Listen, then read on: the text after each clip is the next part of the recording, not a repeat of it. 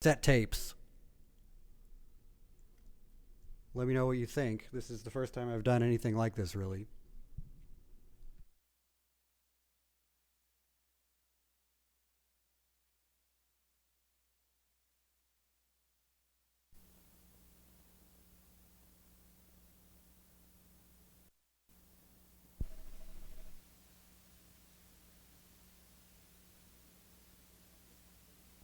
Dr. Popper continues.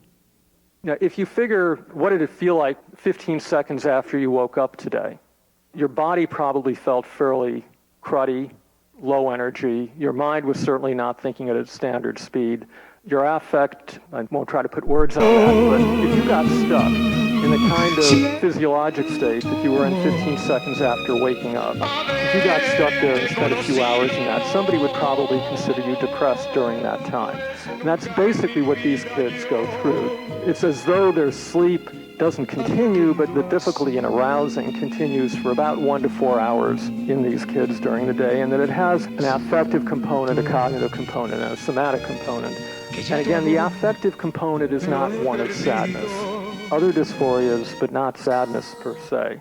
The cognition is a kind of fogginess, a kind of cloudiness, and the somatic symptoms tend to be, in general, just cruddy feelings, or maybe headaches or stomach aches.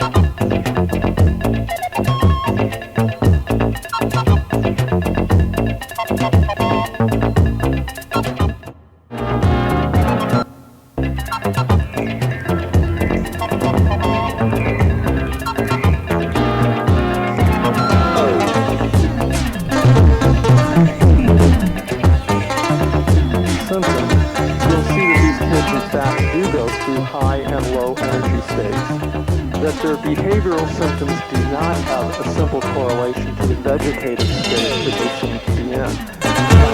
The vegetative state is very useful for being able to formulate the pharmacologic plan. Using the symptoms per se, or even the affect, isn't as useful as being able to at a more physiological level in order to choose whether to treat as though the child is in high and low energy state.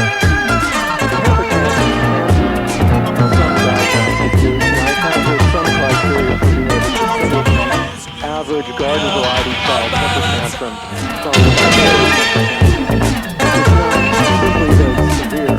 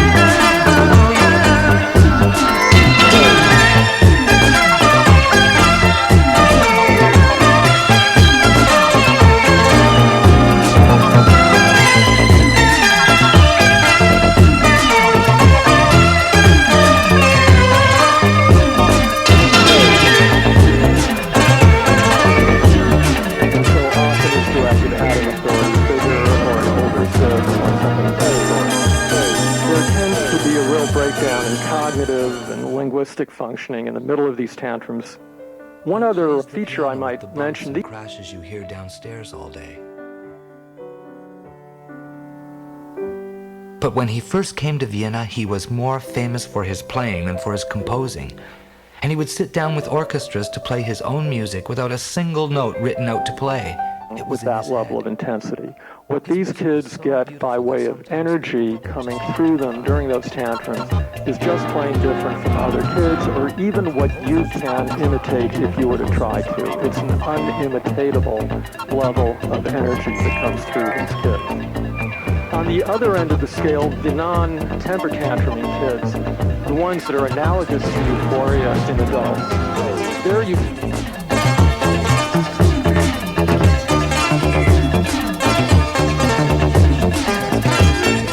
He would come late for their dinners. Sometimes he would be very angry if you were asked to play. One grand lady got down on her knees one evening and begged Mr. Beethoven to play. Mr. Beethoven didn't even stand up from his chair to refuse her. She pleaded, he refused. She pleaded, he refused. Perhaps they grew used to his tantrums. There's another story.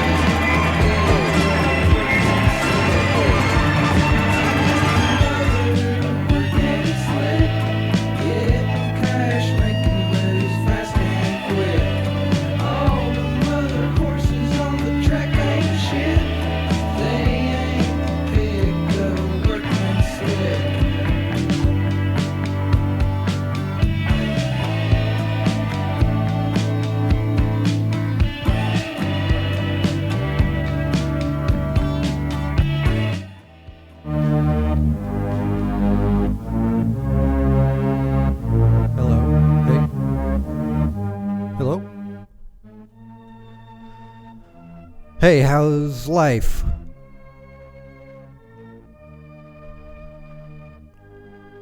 This is working, right? I'm going mostly at random between a bunch of different cassettes. I have certain things stopped at particular places, but a lot of them are just at random places, and it's fun to play with.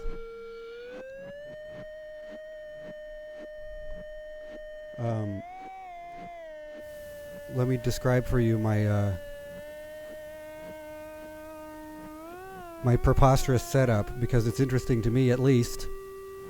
I have one little soundboard, a little USB soundboard that goes right into the computer. An appeal to me of having this is that I can basically outsource a bunch of the complexity of the processes to physical hardware to not confuse my flimsy and inscrutable computer. Then I have two identical Sony cassette radio things, one of which I am borrowing from a friend.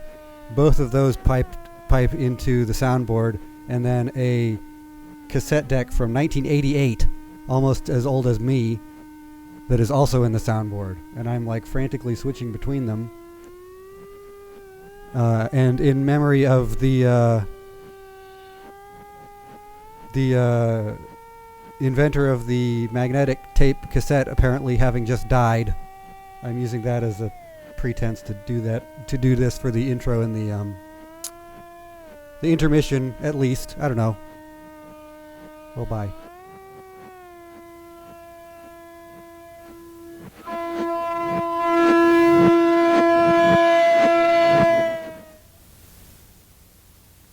Kids tend to have much faster hepatic and renal clearance. The renal clearance obviously is the one that's relevant for lithium. They tend to urinate out lithium much faster. So if you use standard adult dosing regimens, these kids will be having their lithium levels drop too low for too much of the day. So this is a case where those long-acting lithiums that may not have that much genuine usefulness in most adults, they do tend to be extremely useful for younger adolescents and use as a routine. I don't even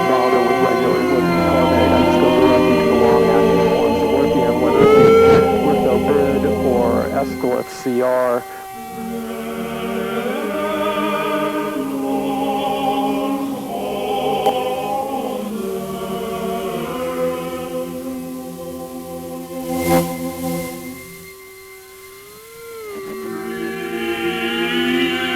Than adults do.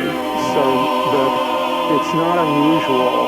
I mean, there are certain kids who will respond, and you'll get a good partial response at a blood level of 1.0. But there are many kids for whom you can get them up to 1.3 or 1.5. You won't see therapeutic effects or side effects. If you get them up to a high blood level and you don't see side effects, critical feature, if you don't see side effects, in my opinion, it's reasonable enough to go to higher lithium levels, gradually, carefully advising the parents and the child about the unorthodox nature of the treatment. But you can get lithium to work in many kids where the standard adult dosing blood levels don't necessarily work. So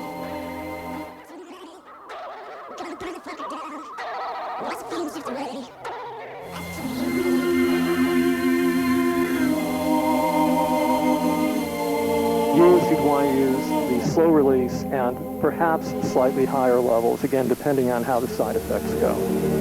Valproate is probably more useful than lithium in the majority of kids. The majority don't present with the classic symptoms. There's certainly data in adults that suggest that valproate is better tolerated in use. There are no controlled trials of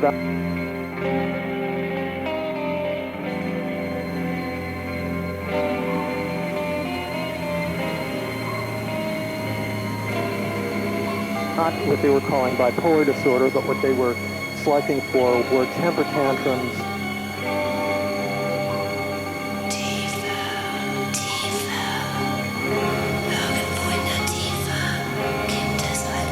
Found in the controlled study that valproate at standard dosing was effective. There are several studies on carbamazepine. 3 of them are positive, though methodologically weak. 1 of them is methodologically strong.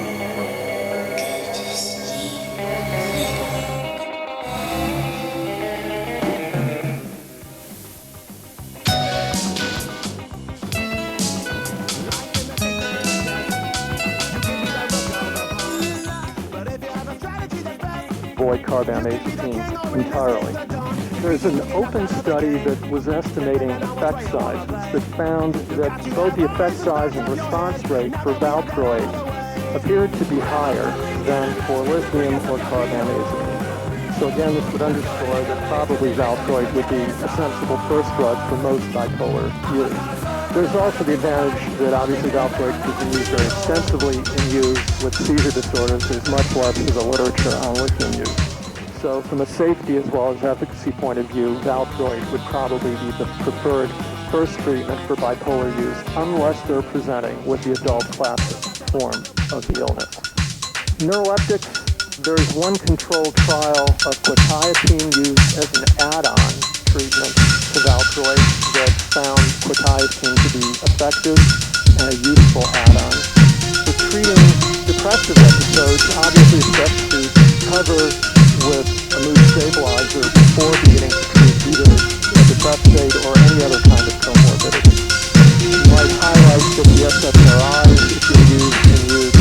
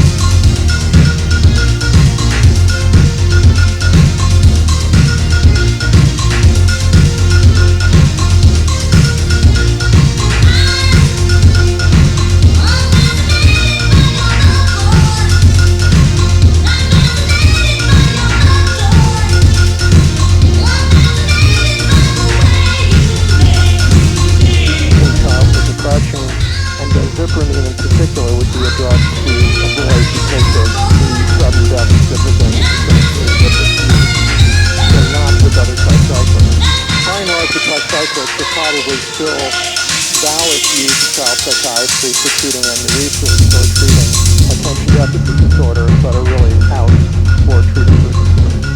Except in the rarest of cases, I'm not even sure what those would look like.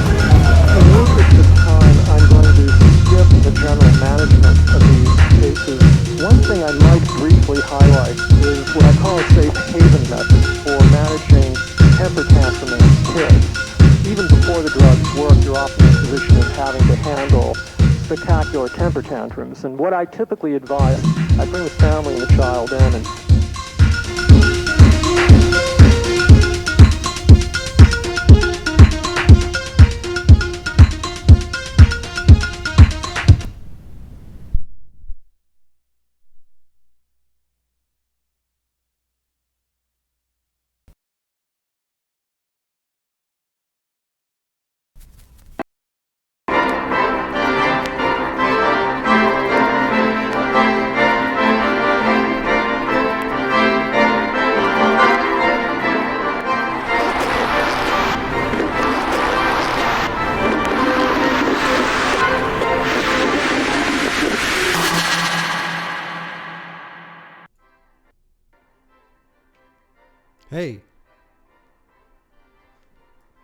Hey, welcome to Ambiguity program.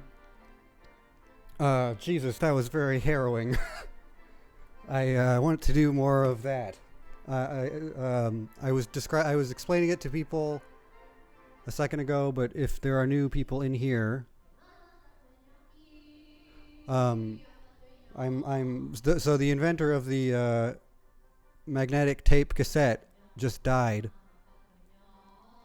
Belgian guy, forget his name, didn't write it down, sorry. So I used that as an excuse to do a very cassette tape focused episode of the show. Intro and intermission music at least will be composed of me live mixing between 3 different cassette players and a bunch of truly random stuff, most of which is out of the trash.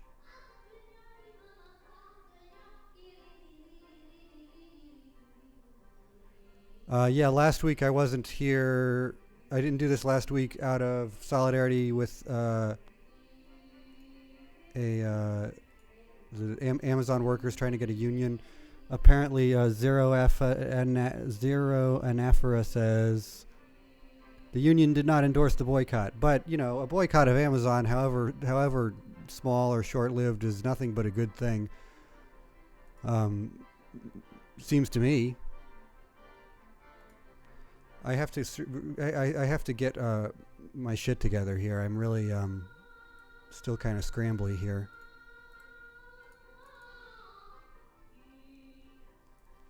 Amazon is one of a couple of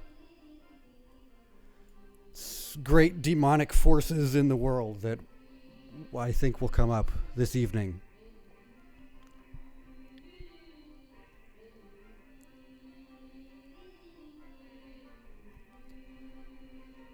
So, Grasshopper. So, this show this week is going to be focused entirely around the Hubleys. I have been mispronouncing that last name this whole time, every time that they've come up in the past.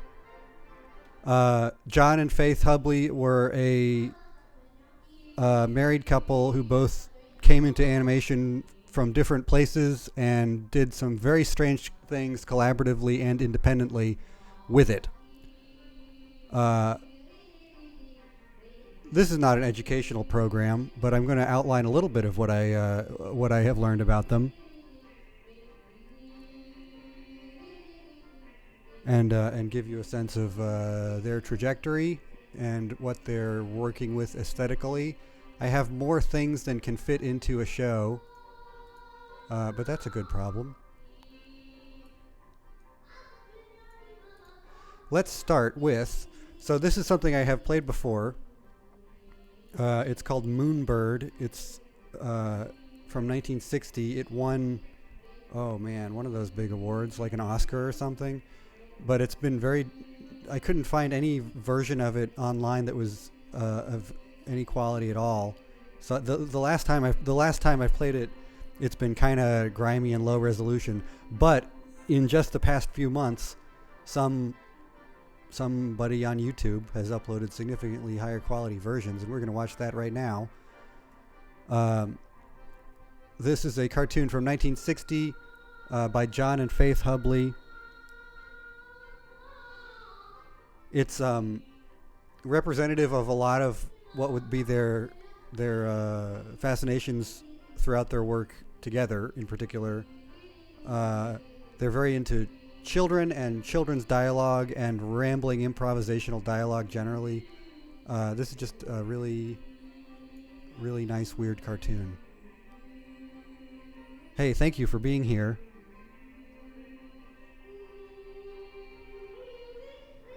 Oh, brother. Here we go, Moonbird.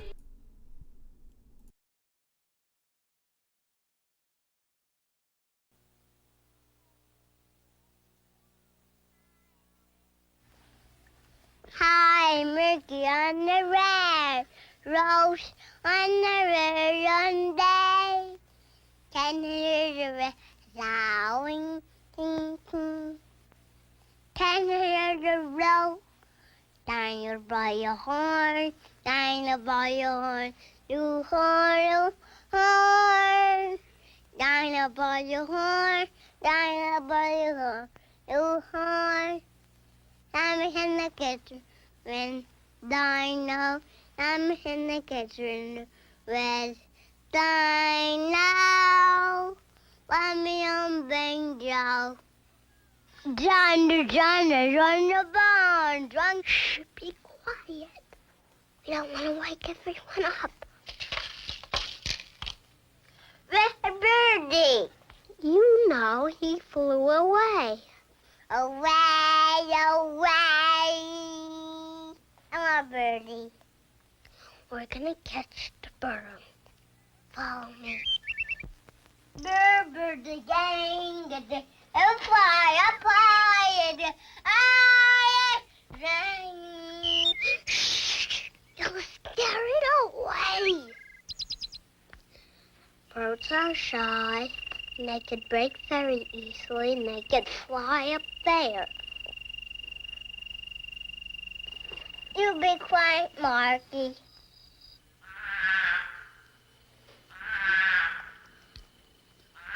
This is the place. Hey, do a cat in the do. A car rolled over a moon. You're lucky I see but shh. And I just ran away. You hold the bait. That's just candy. Nancy, now we're gonna dig a hole. What? Dig, dig, dig, dig, dig. Okay, Mary. We're gonna spread the bait, and we're gonna take a little peek and roll the rope over. And also, just in case we're gonna catch a little bird, we're gonna use the house. Big hole. I dig. No, let me dig the hole. No, not Mary dig a hole. No. The trouble's too big. I have to dig the hole. No, dig a hole. Dig a hole. Dig the hole. You can't dig the hole. Yes, I could. No, you can't.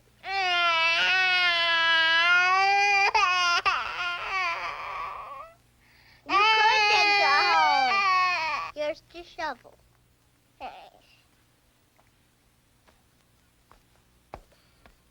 I have to dig the hole. No, I have to dig the hole. You can dig the hole. Here. You shouldn't make so much noise. You'll wake Mom and Daddy up and they'll say we have to go home. No. Now you give me the bait. No, it's candy. That's our bait. Bait for the bird. not baked. I hear something. Stay down. Yes. I'm listening for the bird. I see a bird. No, you have to hear the bird. You can't see the bird. You're in a hole. Oh. So get down. Thanks. You're welcome.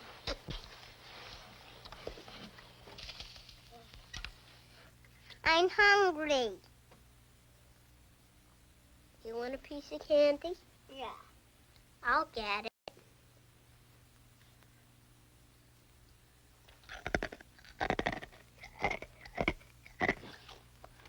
That's a bake. No, bake. I told you.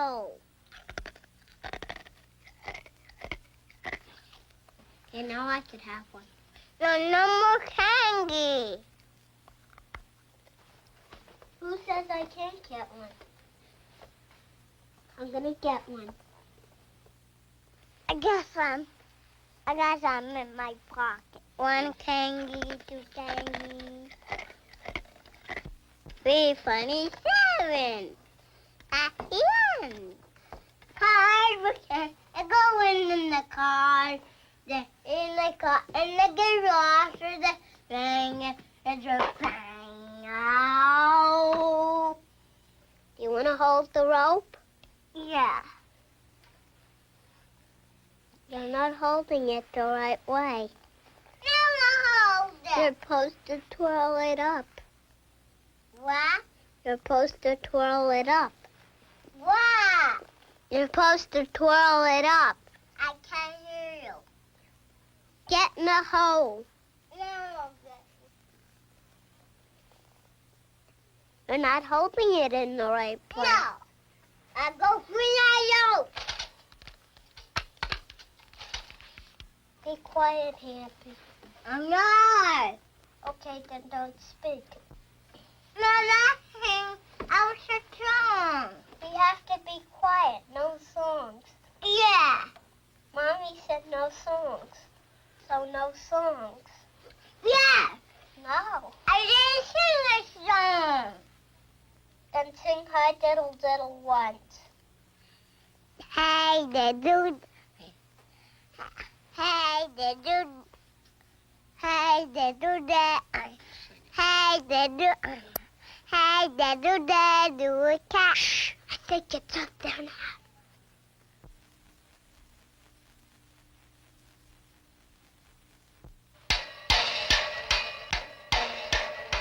That's the bell. Shh. I've been working on the railroad all the live long day. I did that. I've been working on the railroad just the time I pass the day. Can't you hear the whistle blowing? Rising up so early in the morning. Can't you hear the captain shouting? Dinah, blow your horn. Dinah, won't you blow? Dinah, won't you blow? Dinah, won't you blow your horn? Dinah, won't you blow? Dinah, won't you blow? Dinah, won't you blow your horn? Fee-a-fi, a fiddle-I-o. Fee-fi, fiddle-I-o. Fee-fi, a fiddle-I-o. Fee-fi, fiddle-I-o. Strumming on the banjo. There's a bird up there. Big bird up there.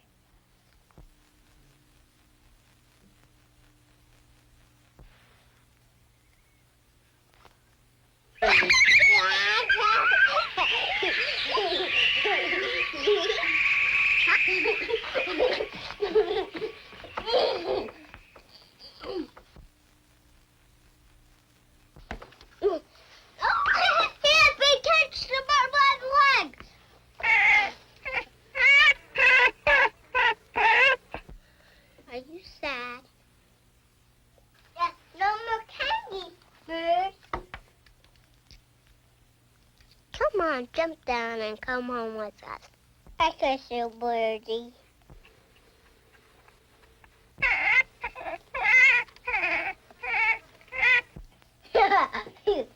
Thanks. You can live in our room, but you have to be quiet. I'm home on the Ringo truck, the Ricky Frank. Gonna do a decker, Ringo's rocker, Ringo's rocker, what the second? Hey, Ringo's rock, find the song of red. Try it now, I'm gonna make a roster, get a Ringo day.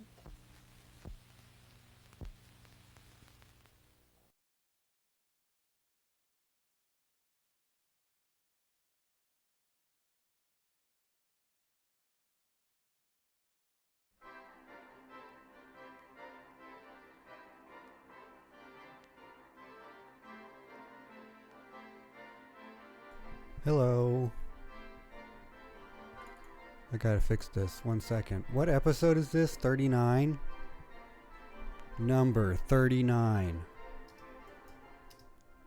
Hubley show. Hubley show.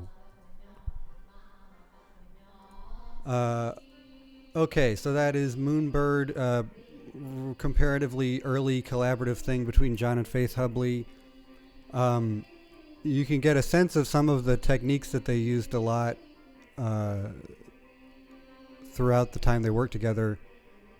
I believe that they used double exposure to do that, the image layering in that, which is something that John Hubley was very interested in for decades before then. He So my sense of their trajectories professionally is that John was very involved in, like, way more deeply and hugely involved in American animation than I was aware of, first. And then they met in the 50s sometime, and they started this studio, Storyboard Studios, where the two of them would work together and try to build their output around making one personal film each year. And then most of Faith's solo work was after 1977 when John died. Some sense of that trajectory will be visible throughout this program. But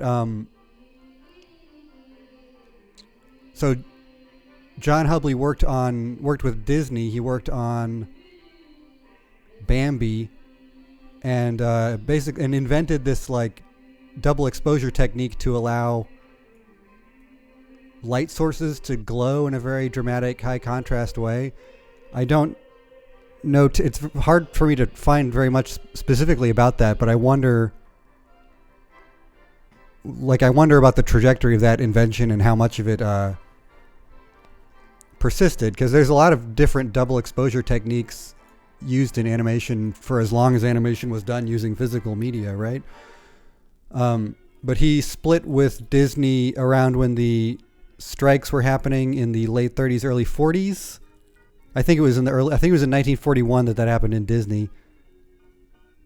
And then was sort of blacklisted from much of the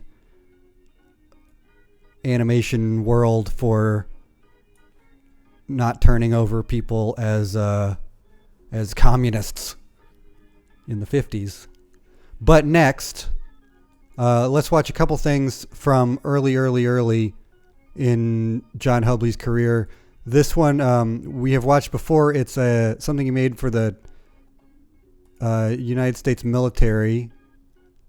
One of a huge number of didactic things shown to the troops. But see if you can. There's a lot of similarities in like the character design and movement in this. This is from 1946. Flight Safety, directed John Hubley.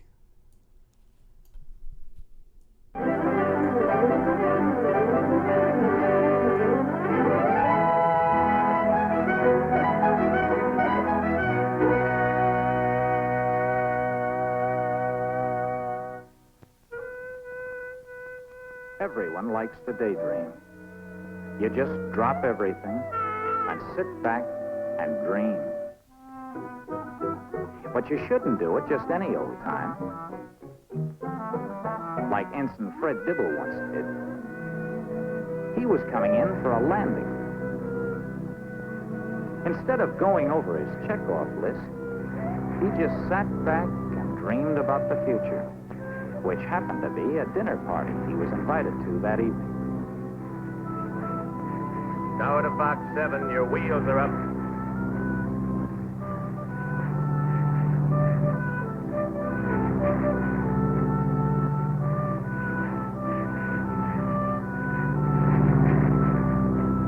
Box 7, your wheels are not down. Main and final approach, your wheels are up. Wheels! Wheels! Wheels!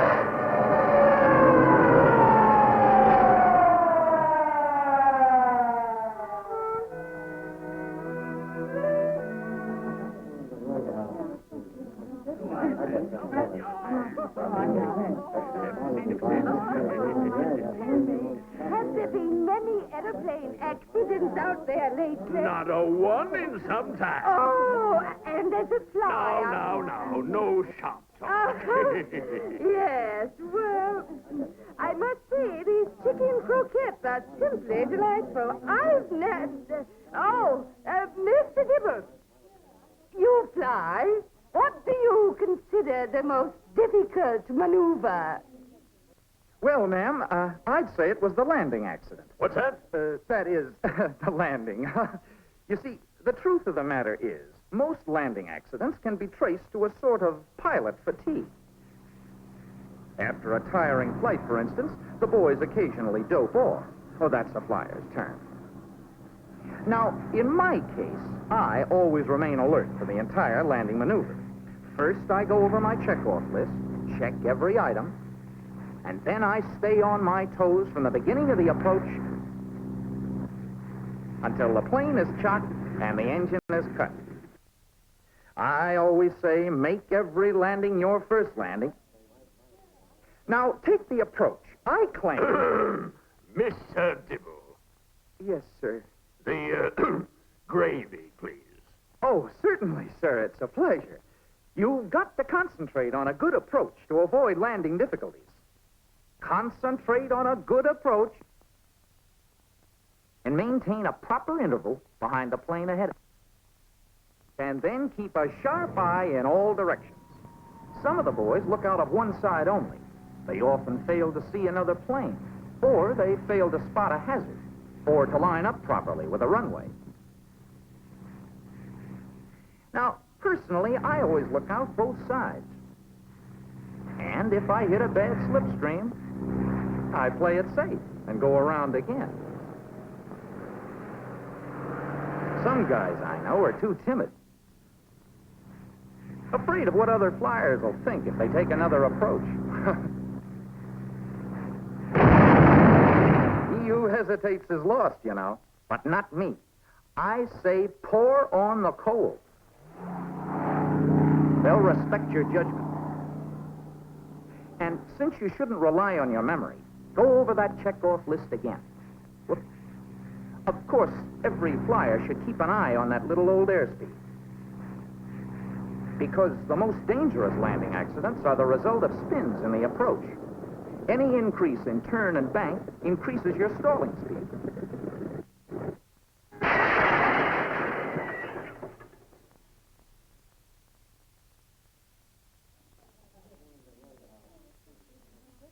You can't stay in the air without flying speed, you know. Yes, sir. I always feel these technicalities are of interest to laymen because, well, so many people think that landings are easy. All right. Glad you... You see, those of us who know flying never What? make those, Another landing accident? When? obvious mistakes This that afternoon, eh? are the result of... Wheels up, eh? Confound it, what's the matter out there? Doping off. Don't go off, eh? I would like to hear some other opinions on this, What was the pilot's name? pilot's name. Have you read Dibble's, Hackworthy's new book, Escape Forever? Dibble? Very fine chapter on juvenile delinquency. Excuse me. Speak up.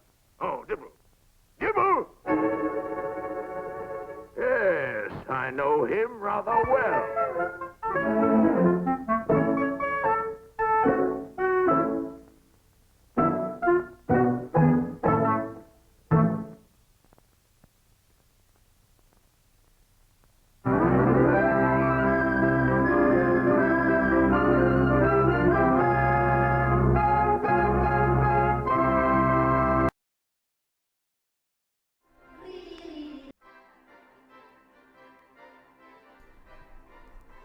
Let that be a lesson to you. Yeah, so you can get a sense of the sort of proto-UPA style in that. That's that like super flat style that would become kind of the house style of the UPA studio in the 50s and would become very popular just generally. From what this sounds like a kind of apocryphal oversimplification, but from what I've read about the John Hubley's split with Disney, a lot of it pertains to Disney was very interested in, because he's a total Philistine and one of the great demonic forces in American history, was very interested in using technique solely in the interest of representation, naturalism, literalism, right? And Hubley was interested in aesthetic, like visual experimentation and flatness in particular as a thing that can be played with more intelligently in animation. The UPA style is not really one that I connect with, but in certain richer incarnations of it, it's really just clean and beautiful. And John Hubley went to work for UPA after Disney. It was from UPA that he had to leave or was fired or something because he refused to name names for the what's it called, House Un-American Activities Committee. So good for him. It's like unusually honorable, right? So he was instrumental in developing the style that would become sort of flattened, so to speak, and bastardized throughout American pop culture in the 50s. He also created the character Mr. Magoo, apparently. That's wild. But this next one, I know I've played before. It's really excellent. It's, I think this is a UPA joint. But either way, it gives you a sense of the emergence of that aesthetic. It's from 1951. It's called Rudy Toot Toot. Here you go.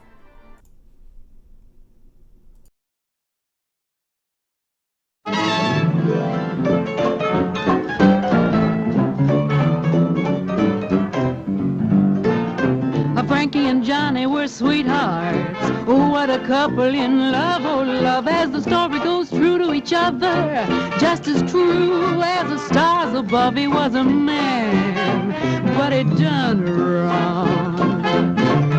Johnny stepped down on his Frankie, though he had sworn they'd be wed. A Rudy Toot Toot, and Johnny wound up dead. He was a man, but he done wrong. The People versus Frankie. Frankie came down to the courtroom. She faced every rap in the book. Her lawyer was Jonathan the Bailey, known as Honest John the Crook. He was the man who was gonna prove that people were wrong.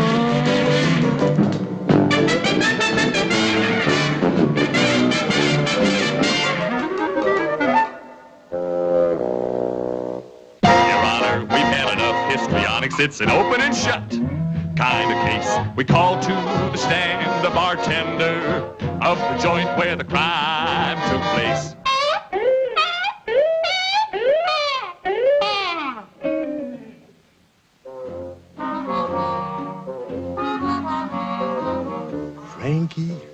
and Johnny were sweethearts, and all over town it was known. And then one day he came in without Frankie, but he still ain't quite alone. Now Frankie comes looking for Johnny. Well, I couldn't tell her no lie, so I quietly slipped her the info. He's out back with Nellie Bly. Nellie Bly?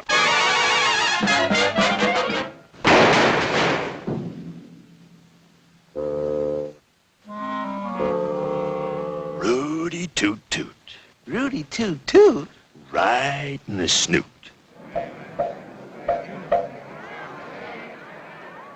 Your witness. No questions. Next witness.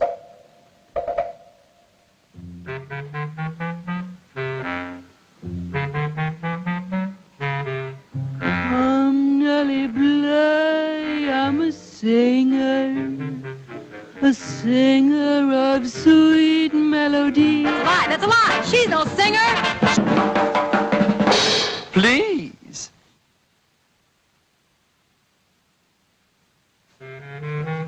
As I started to say I'm a singer, at least in my time I've heard worse. I was in the back room there with John Boy, but only to rehearse. Now Johnny seemed just a little bit nervous. He had seen Frankie's temper before.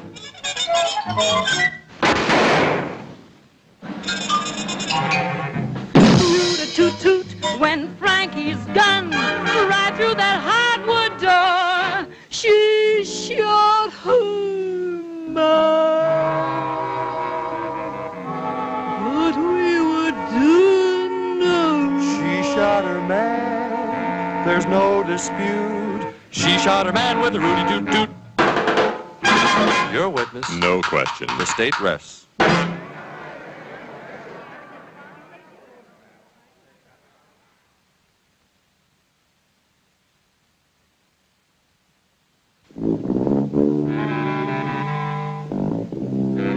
Facto factorum. Picture, if you will, the true events. Frankie in her garden, in her innocence, up to her lovely neck in flocks, and flocks, and flocks of hollyhocks. For she is pure, pure and demure, pure, demure.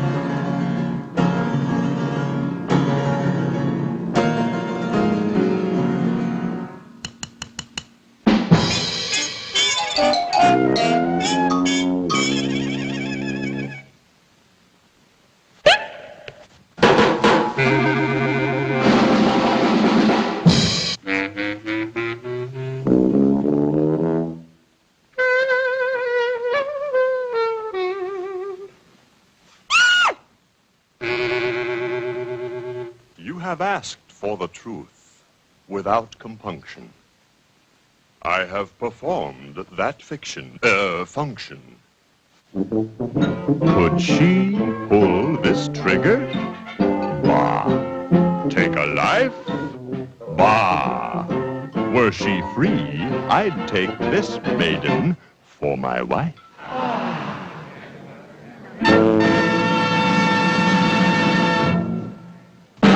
Not guilty! Not guilty! Not guilty!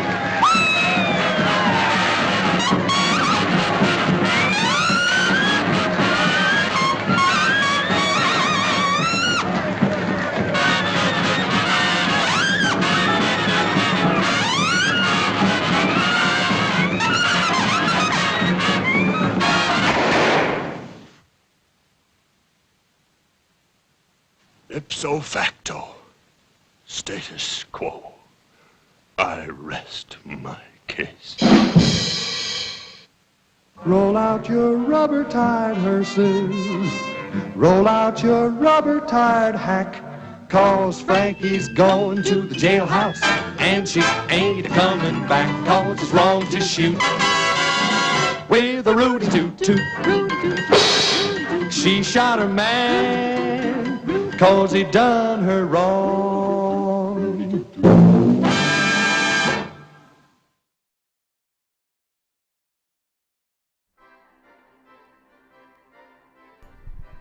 Hello. Okay.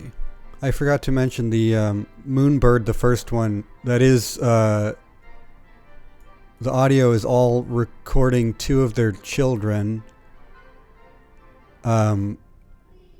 Just recording them while they were making up a story, while they were like in bed, almost asleep. Is how I read it described. Next, okay. I think from here on out we're firmly in the territory of John and Faith collaborating. Here's a couple of Sesame Street shorts from, I imagine, the early 70s. But they did a bunch of these. Here's two. Sleep at last.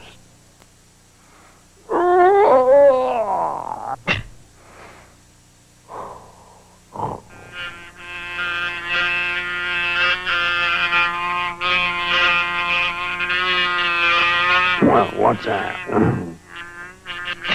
A fly.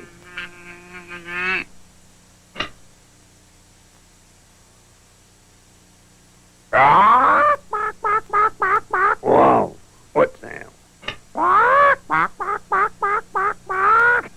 A chicken.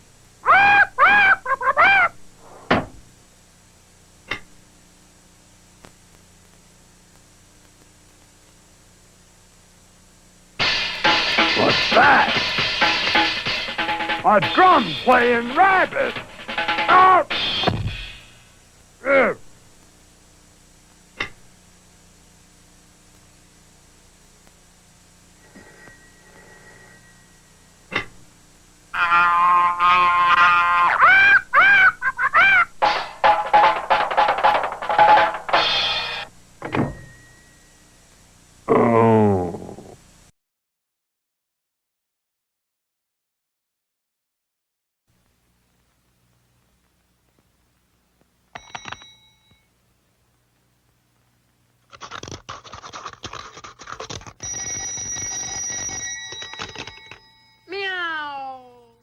Telephone.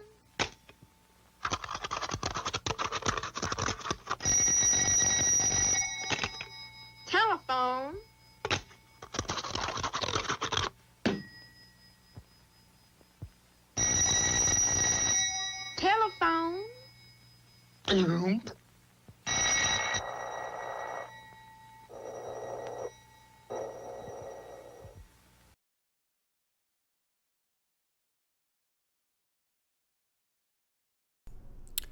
Maybe that cut out early, I don't know. This next one is another extremely short thing from The Electric Company, which I think was some other what's it called? Anthology show for kids in the 70s, right? Something like that? I don't know. I want the truth, Ruth, the plain old truth, Ruth. I need the truth, Ruth. Must have the truth. Woo! Give me the truth, Ruth. Nothing but the truth, Ruth. You know the truth, Ruth. Gotta have the the truth. My name's Pearl.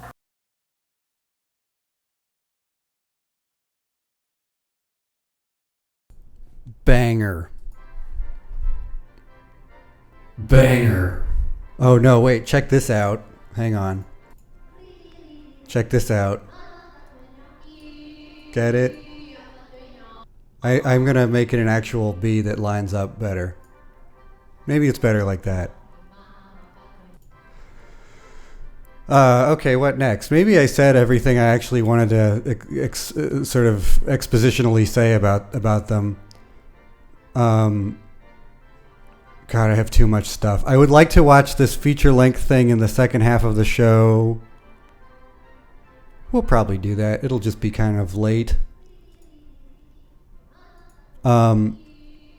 This is another one from 1973 that uses improvised dialogue from their children.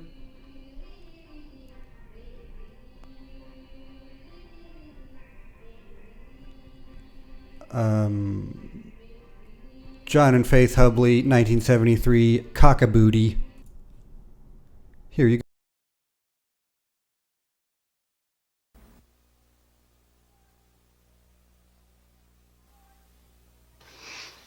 Georgie, Porgy, putting on pie, just the girls are made and cry. When the boys are came, play Georgie, Porgy, ran away. 2 are gonna be boy babies and 2 are gonna be girl babies. Oh. Bully boy, did you fetch for a tea? Johnny Willie, did you fetch you for a tea? A cook Harry made a sack. Ethan on the be your mother. That's her pajamas. You put this on, baby. She's gonna look adorable. She's gonna look like an adorable princess. She goes to sleep with her underpants on. She really does. I sometimes do too. When the wind blows, the cradle will rock. When the wind blows, the cradle will rock. Now they're asleep. Georgie, those aren't underpants. Yes, it is. No, Natalie. That's mine. Ouch, you bit me. Ouch, you bit me. Yes, you did. Are you going to get married? Are you? No. Why not? Emily, I said no. Why not, are you going to? You fix my dolly. Are you going to have babies? Fix my dolly. Are you going to have babies, Georgia? This is dope, right? How old is your baby? 60. 60? Mine is 78. She's getting married today and she's 78. Hi, little dolly. Booty, cock-a-booty, out, cock-a-goes, booty, that's the no grown. This is diapers. It's a special kind of diapers. Yeah, simple. Easy, it's simple. How do you do it? I can't tell you because it's so simple. Who can't do that? So simple. Everybody would think it's simple. Just everybody. You button that. Everybody would think it's simple. Everybody. Nobody couldn't think it's simple. That babies think it's simple. I mean, babies don't think it's simple. I can't put this dress on. Did you fall asleep, Georgia? No.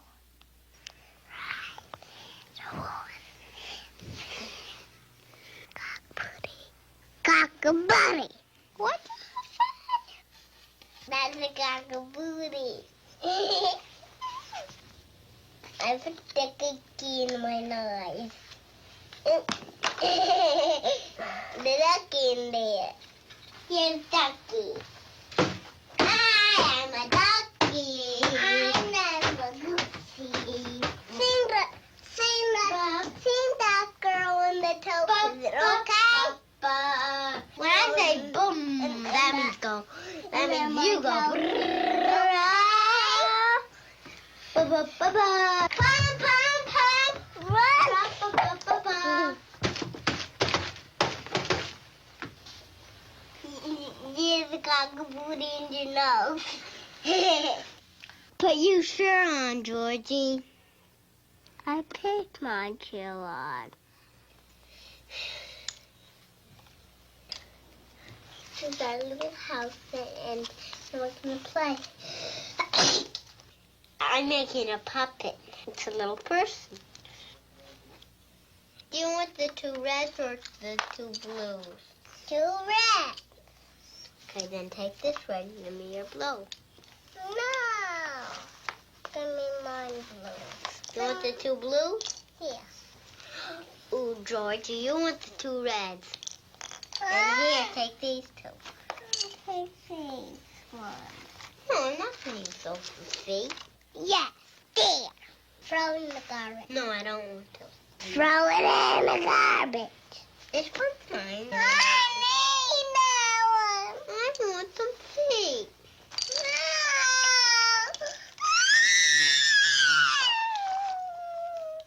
You want some feet here. No, those are, I'm not going to use.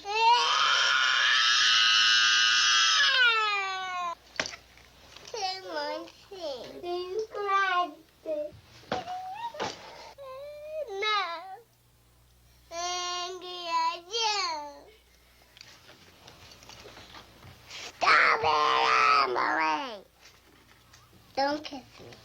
Don't kiss me! Leave me alone. I'm going home with my mom. I'm your mommy.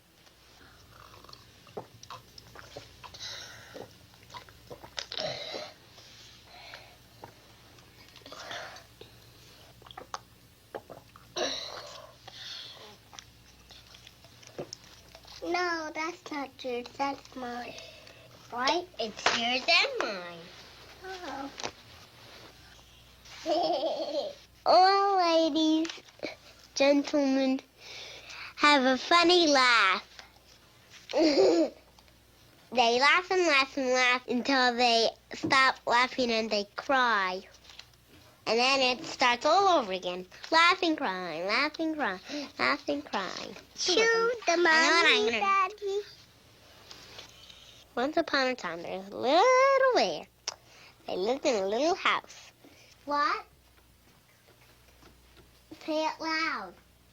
The bear eats its mouth and then it's dead. But if it eats up its eye, it gets alive. Eat the cockapoo. 3, 4, 5, 7, 8. A balloon for me. Should I do it to you? No. There. Stay there. Staying on you. What do you like to eat? Dinner. But in this 4 minutes. These are 4 minutes. You can get married anytime, except if you're a child. If you're a child, you can't get married. But when you get very old, and your parents die, you get married, right? I mean, no, when you get married, your parents don't die. It's right. Right in by. Rock and by. Rocky by. Rocky by day on the treetop. When the wind blows, the cradle will rock. The darlings, the cradle will rock. You know how babies get born, Georgia? Yeah. And then will come baby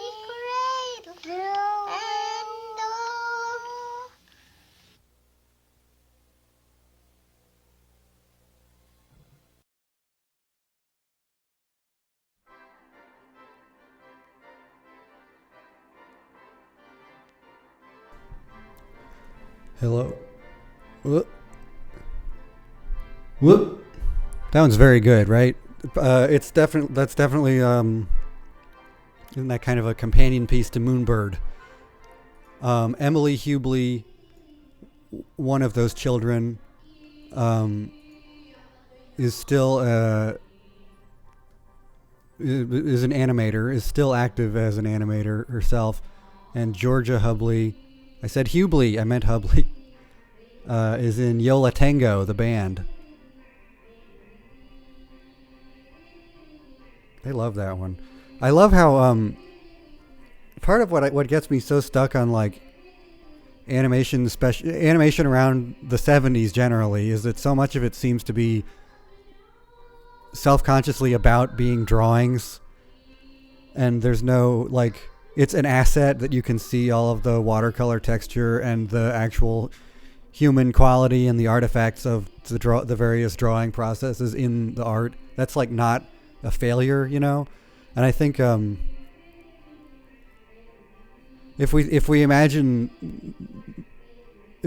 a big sort of ideological split between the Disney approach and the Hubley approach, Disney being iron out all of the artifacts of the creative process to make a perfectly believable, quote unquote, naturalistic or realistic thing,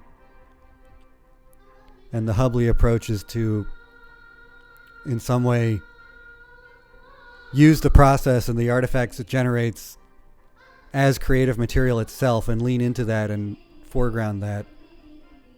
It seems just so much more like human.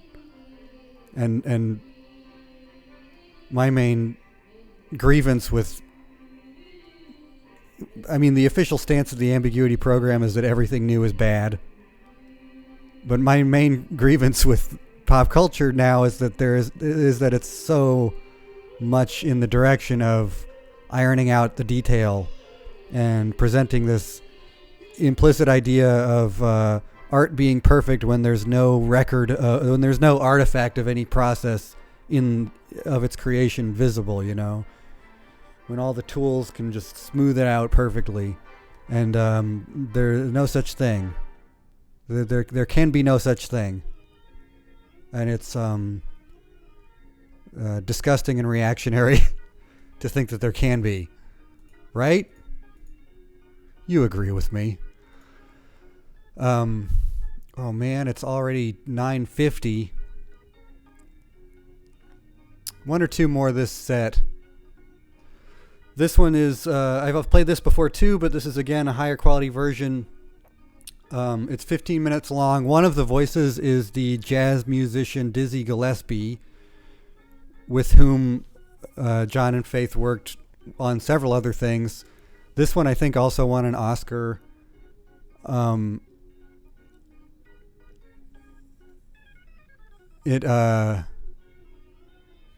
don't know, it rules. It rules.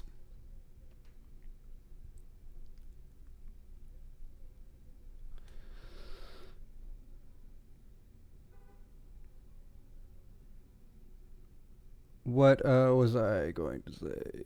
The logic obsessed and plot holes obsessed school of criticism bores me, says Y Signal. Yes. Everything's so fucking objective. Everybody thinks they're little computer people fully understanding the world, and that all art should replicate a fully understood image of the world. It's just inhuman. It's just totally nihilistic. It's the end of the fucking world. Here is The Hole from 1962. John and Faith Hubley.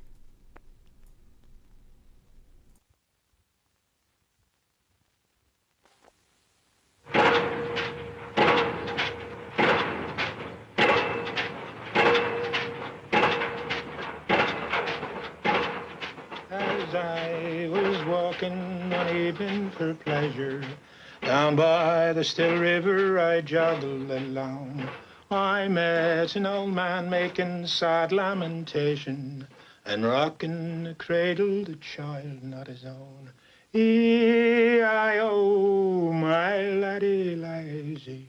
It's my misfortune and none of your own that she leaves me here weeping and rocking the...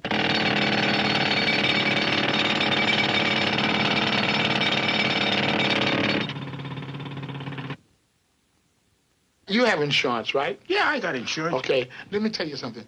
I played a trick on my wife. I went to the Western Union, see, and I paid up every, you see, if I should die now, my wife is going to be rich, right? Yeah. Because I'm insured. I got a whole lot of insurance. So if I should kick off, well, every anniversary and every birthday of my wife, she's going to get a telegram from me saying, you know, the telegram, even though I'm gone, but the Western Union, I'll fix it with the Western Union. I fix it out for maybe 20 years afterwards. That she'd be sitting up with her boyfriend spending my money. Understand? But who's gonna write these telegrams? The telegrams are already written, but they will come every year. They will come like that. Every year, every year. I'm sitting up washing the dishes one day, and all of a sudden, bam, I drop a glass. You know what my wife says to me? She said, you were not thinking about that glass, that you had the glass in your hand at the time. Your mind was going. I say, I was thinking about the glass. It was you know what it was? What was it? The grease on the glass that made it fall out of my hand. You know the reason you broke the glass? You didn't want to do the dishes in the first place. You caused the thing to happen. Let's suppose. See that thing way up there? Yeah? Suppose that thing would fall down here on your head. Well, why couldn't it fall down on your head?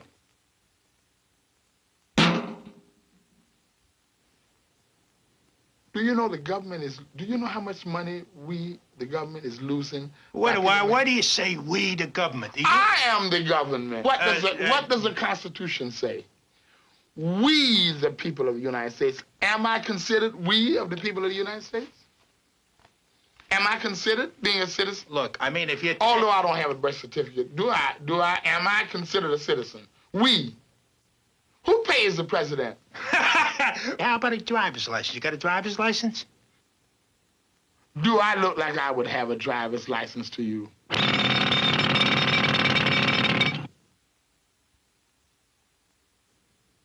What kind of dancing do you do?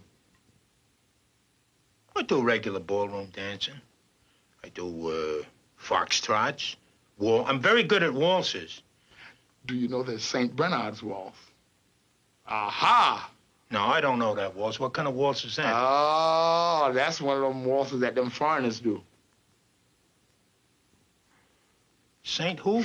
St. Bernard's waltz. St. Bernard. And he's a foreigner, St. Bernard? What are you giving me? That ain't no foreign name, St. Bernard. Saint. Saint is foreign. And he's a foreigner. Naturally he is. Is he here? Of course he ain't here. He's dead. Was he here? You mean right here on 3rd Avenue? No, he never was here. We have no saints over here, right? No, they're all dead. That's why they're saints. The St. Bernard's waltz. The St. Bernard's waltz. Everybody, they go, dum, dum, dum, dum, dum, dum, dum, dum, dum. Everybody stop there. Yeah. And then they start again. Dum, dum, dum, dum, dum, dum, dum, dum, dum. Yeah. So that makes it a foreign dance. And the saint makes it foreign.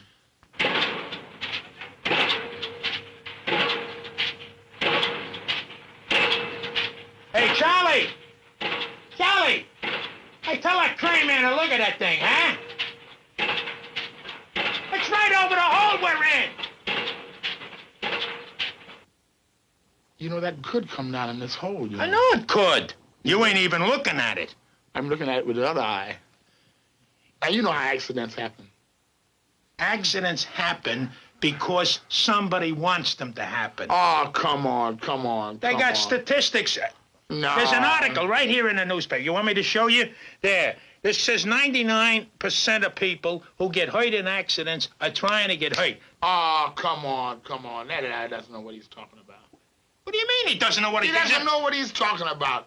That's the only way an accident Do happens. you mean to say if I go over there and walk across the street and I get run over, I go out there and stand in front of the car and get run over like a fool?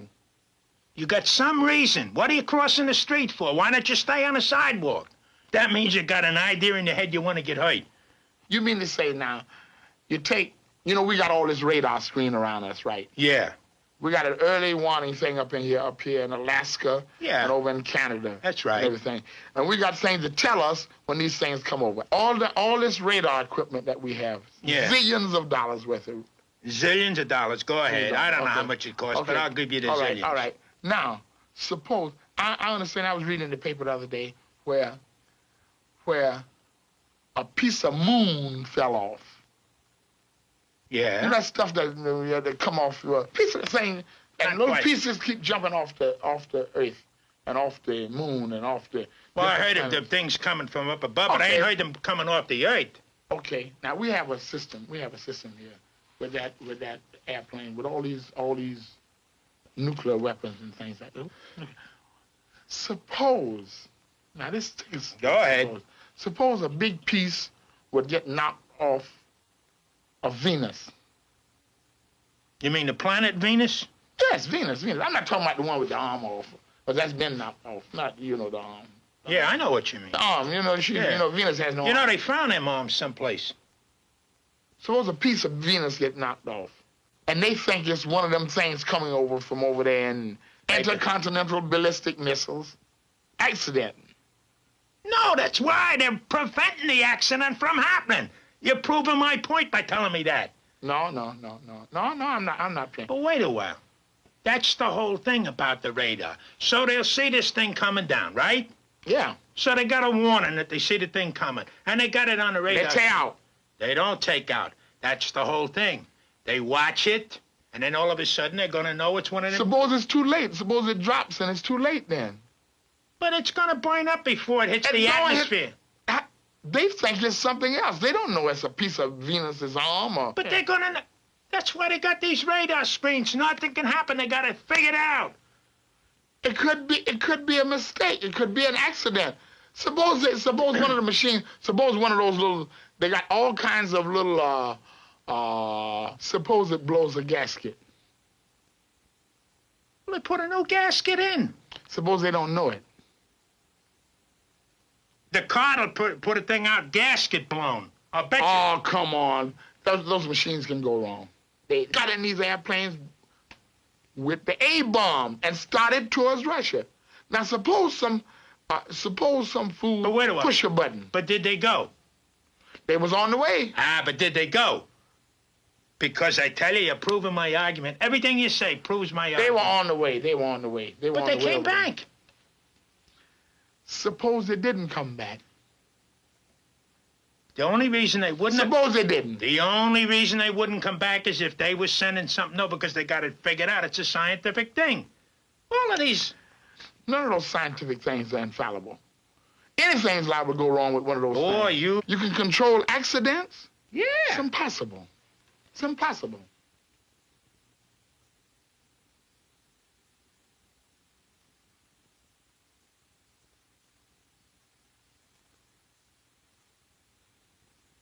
Everything's gonna happen. I'm gonna get hit on the head with this thing up there. They're gonna drop a bomb. I got 3 kids to think about, and I know my kids I'm thinking about moving from New York myself. Where you gonna move to? Oh, I don't want to move out in near where they're making those things. You mean in the desert?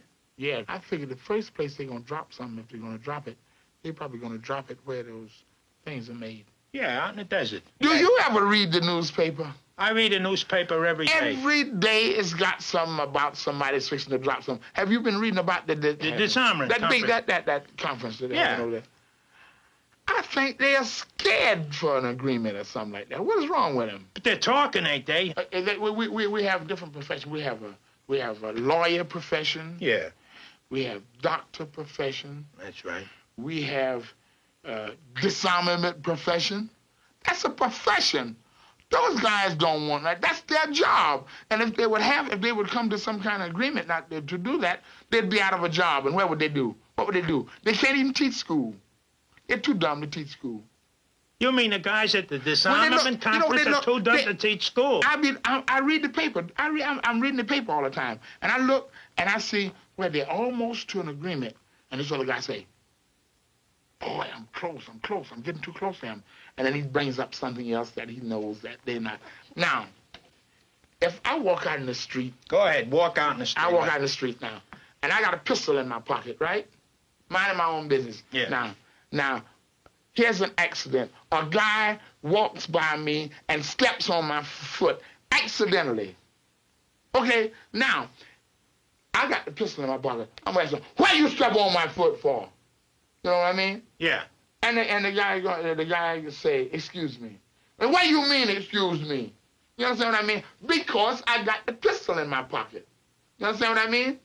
I'm supposed to be protected myself, but I'm belligerent to this guy. I said, what do you mean with yourself? But if I haven't got no pistol, and this is a big guy, you understand? And I walk by and he step on my foot and he keep going, and I turn around and see how big he is, and I keep walking. If I ain't got it. You understand? I mean, if you had... I think we should scrap all them things.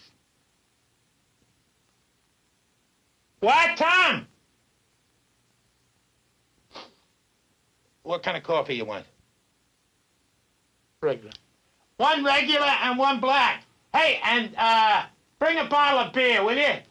Now, look, if you want to lose weight, first thing you got to do is stop drinking altogether.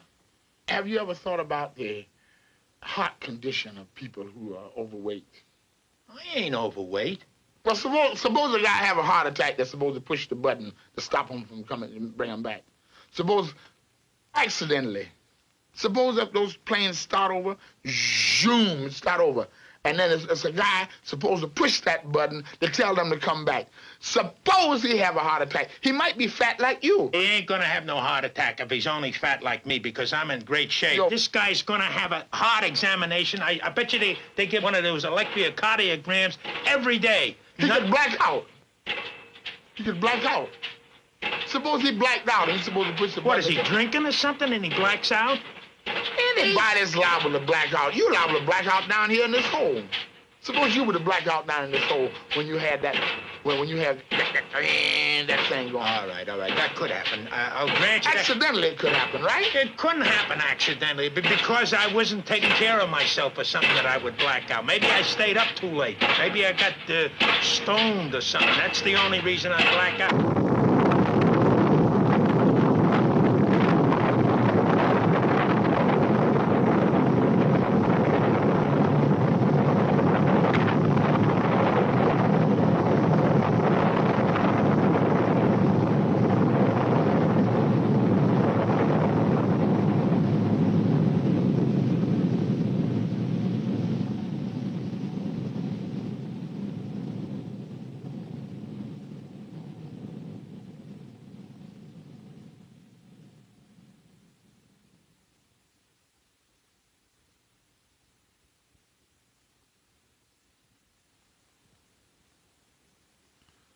No use to running, holding out your hand.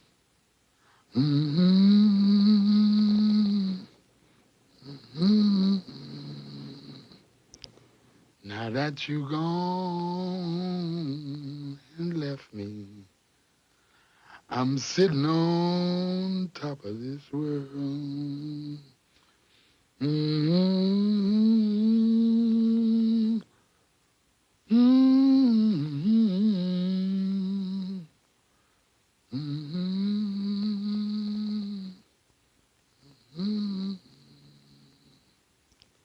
Now that you gone and left me, I'm sitting on top of this world.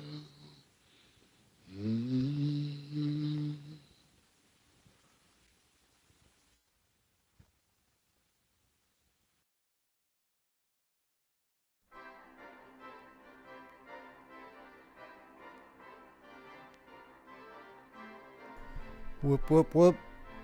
Boop, boop, boop, boop. Intermission time, question mark. No, I'm going to do one more short thing, and then the intermission, I'm going to do more live cassette mixing, so it's not an intermission for me. But that's a very good one. That one and the Big Snit are two of my just really favorite cartoons, and they're both about nuclear apocalypse.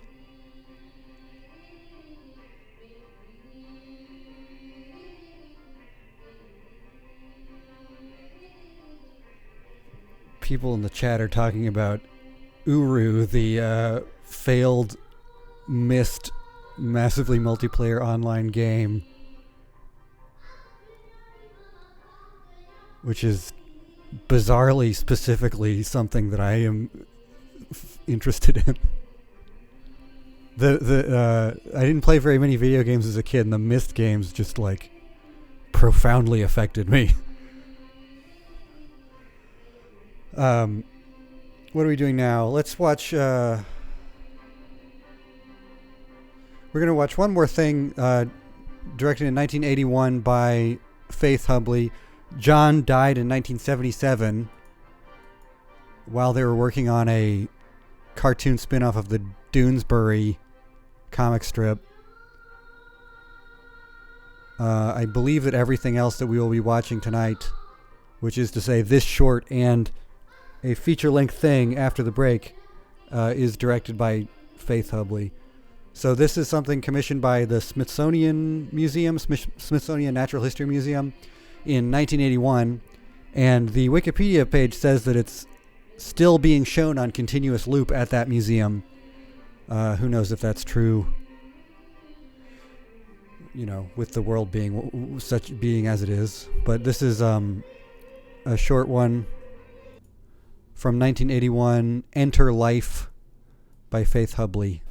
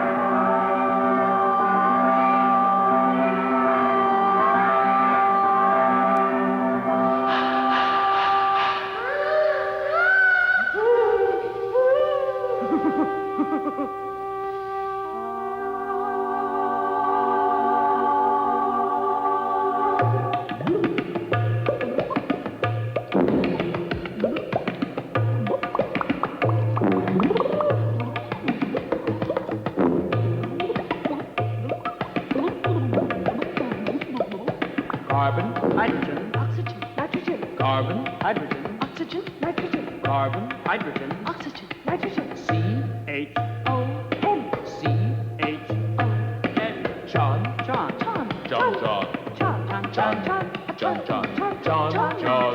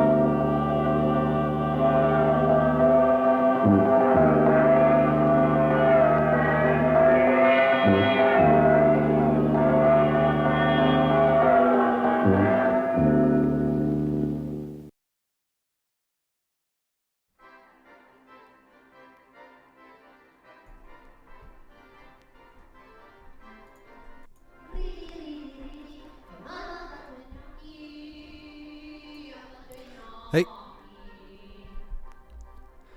This episode of the Ambiguity program is a non-fungible token.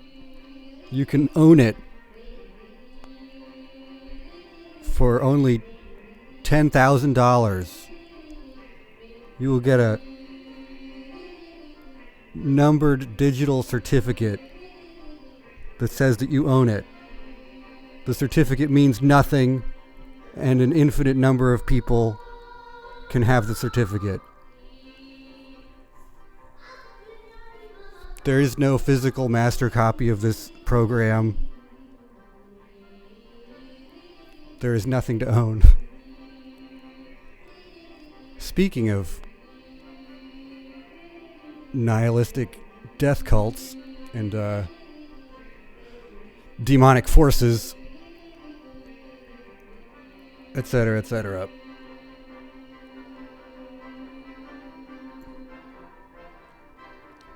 It's still up for debate, apparently, the whole cryptocurrency thing. Okay, so between all that, you get a sense of the approaches of John and Faith Hubley as individuals and as collaborators. I think it is really cool to see how differently they work as individuals. And there's tons more stuff that they made. A lot of it I can't easily find. But after the break, we're going to watch this feature film, if my computer can play a large, long movie, called The Cosmic Eye.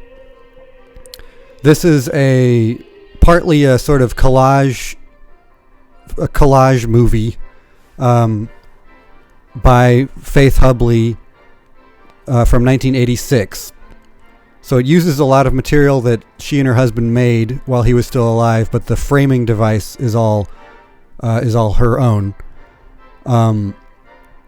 This was one of the around a year ago, early in Ambiguity program. This was one of the things that I got really hung up on and obsessed about trying to find some copy of, and there's nothing really even watchably of watchable quality on any streaming service that I could find.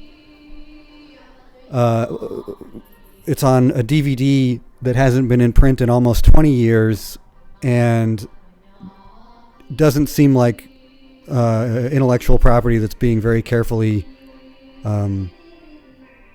protected or whatever. So anyway, I spent around $100, I think, on the DVD that has this movie on it.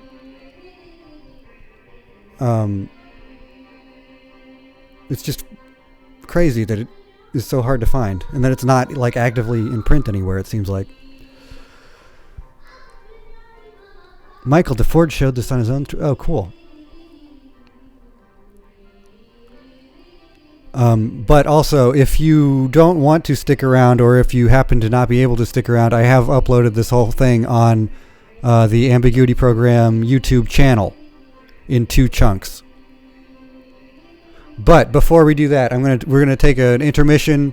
All of the audio here again will be whatever random stuff I can find on these cassette tapes. I am live mixing them from 3 sources for you. I have some good weird stuff. So I will talk to you in 10-15 minutes.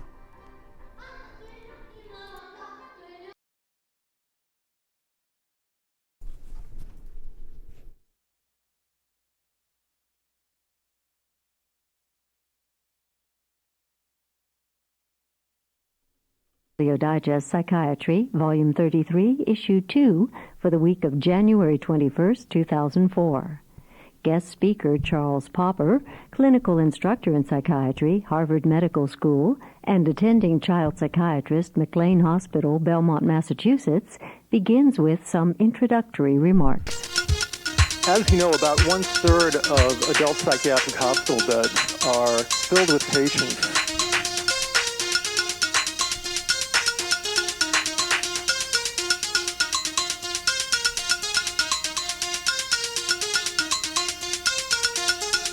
that was available at the time. And what resulted from that empirical practice was,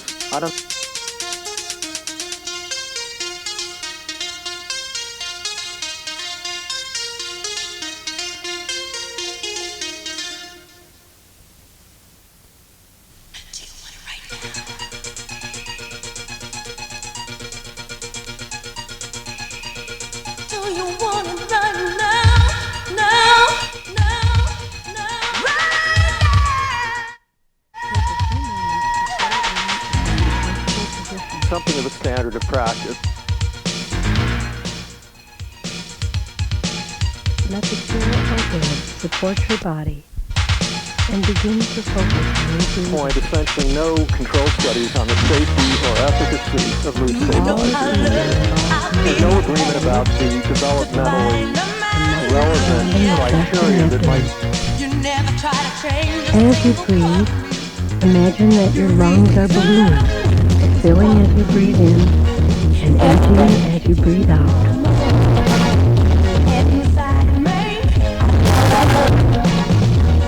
As your lungs fill, your abdomen expands and your chest gently rises.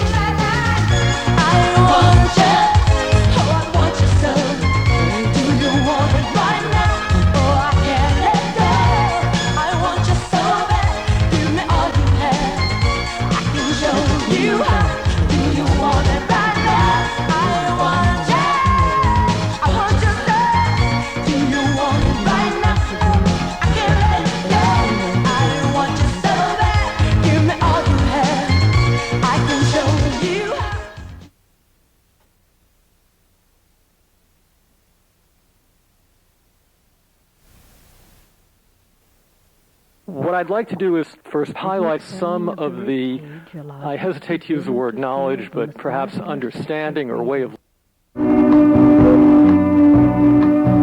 the 80s and early 90s for looking at how we might conceptualize bipolar disorder in youth.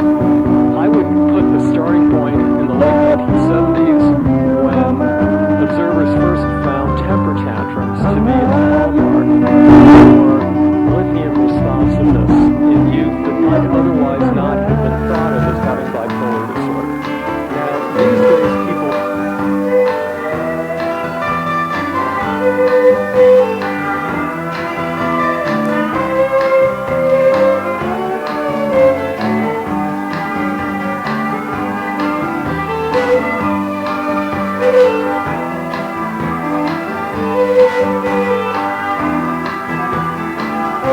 observers began to make that connection. A few years later, Dave Carlson, an active researcher who remains active these days, Repeat this phrase to yourself.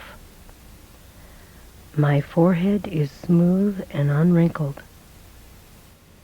My forehead is smooth and unwrinkled.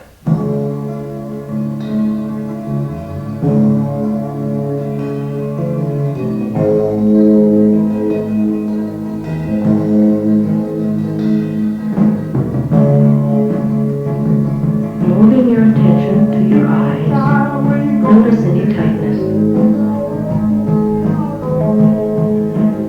Your eyes can become very quiet. and finding that those who have aggressive conduct disorder Eyes tend to moving to respond. any position they want beneath gently closed lids.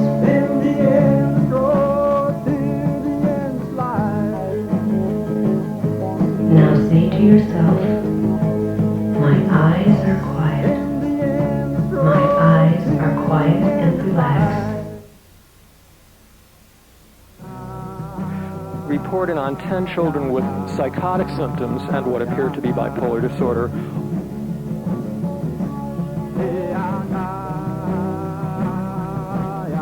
Do you notice any tension or tightness in your jaw muscles? As you begin to relax them, you will notice that your teeth do not touch. As you relax your jaw muscles even more, say to yourself, my jaw muscles are smooth. They are smooth and soft. Flew into a rage. He said, "There are many princes, but there is only one Beethoven." And now let your tongue move forward, saying to yourself, Childhood than those who had their bipolar disorder begin during adolescence. We can't So excuse there his appear to be miracles. Perhaps we can explain them. Mr. Beethoven had troubles no one knew about. There is a story people tell. One afternoon, when Beethoven was out walking in the woods with a friend, now a shepherd stand was all the playing a muscles flute of your nearby. face, relaxing Beethoven's them friend even said, more. Evan's Stop to brainwashing me into a perfect sphere. Thank you. When he That was got still a me. young man, he began to hear humming and buzzing in his ears. He couldn't hear high notes, and then he couldn't hear soft voices. a large group, obviously, in child psychiatry, that 1/4 Slowly, of children with but ADD unmistakably, appear to have Mr. bipolar Beethoven disorder. was going deaf. And a subsequent study from the same group again described a variety of different clinical features, including the fact that if you look at bipolar youth, the vast majority, 97% of bipolar youth, fulfill criteria for ADD, that 84% had mixed state, 77% had irritability, and that only 5% had euphoria. Again, a second major finding that euphoria, as we know it, is a rare phenomenon in youth. Now, these findings have sort of formed the current way of looking at bipolar disorder in youth. As we'll discuss, many of these findings probably will not hold up, should not hold up, should not be affecting the way that you think about these things, that the research, still in an early phase, is still producing some fairly misleading or probably misleading findings. Now, if you look at some of the kinds of epidemiologic findings that have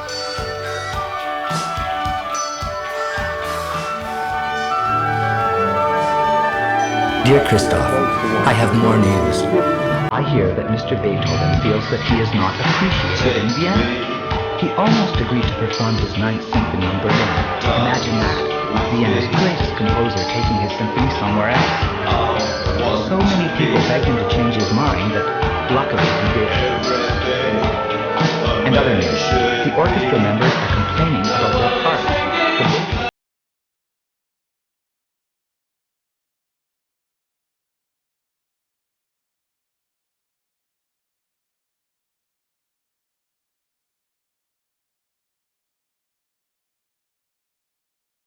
in the 1970s believed that they never The sopranos say their notes are just too high. Or extremely rarely.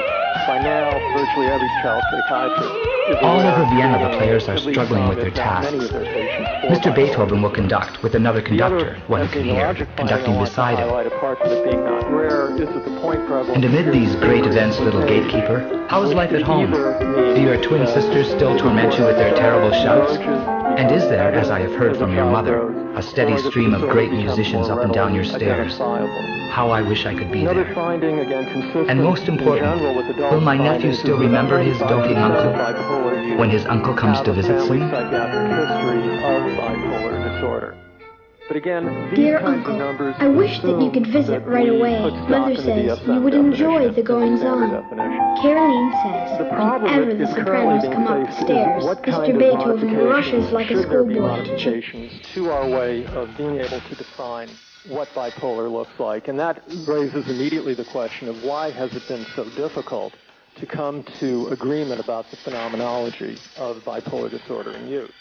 Some of the kinds of reasons that contribute to this problem. One is that the classic adult symptoms. Her request in Mr. Beethoven's book. She wrote in a word and then handed him the book and wrote back.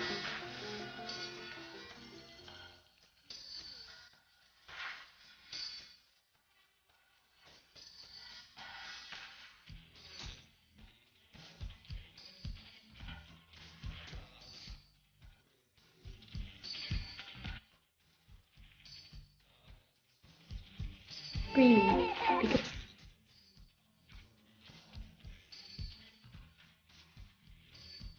him on the arm. There's nothing in that room but a man sitting in a chair. Looks as though he's had some kind of a bad fright and, yes? Well, sir, he's dead. They were startled by hearing Alex's voice. She spoke as though in some kind of dream. And presently, she said, almost as though she were quoting from something, he died. The road in the direction of the village.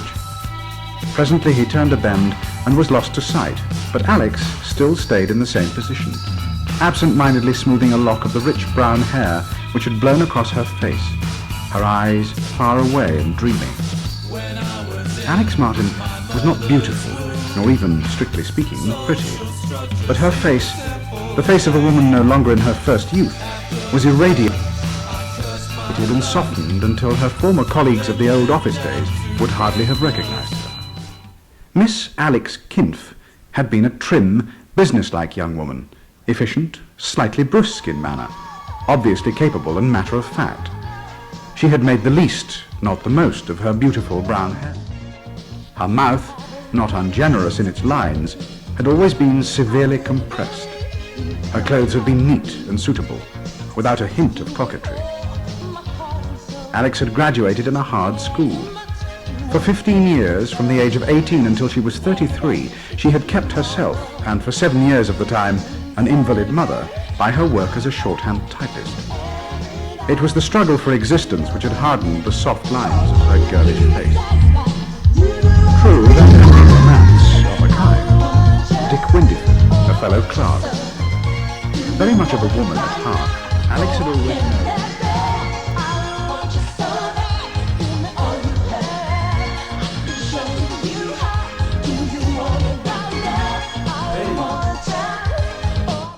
Can you hear me?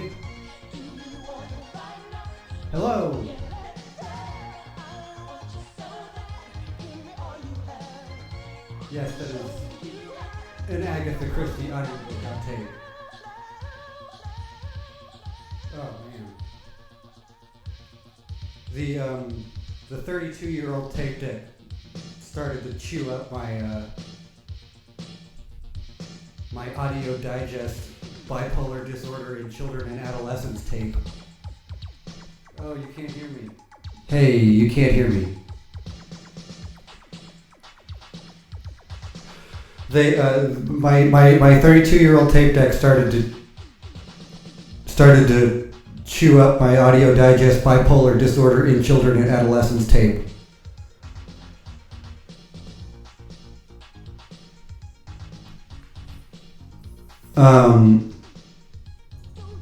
Try not to get in arguments that are too elaborate and pointless in the chat here, folks. Not pointless, but I mean, we're all friends here.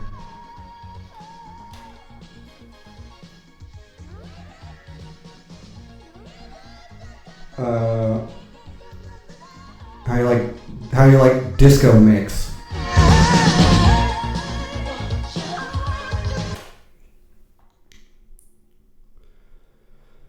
Okay.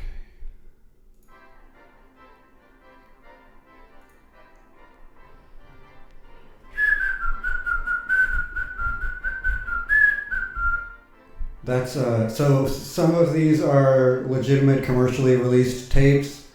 Some of them are random mixes that I found or that belong to my parents. And some of them are things I've recorded myself off the radio.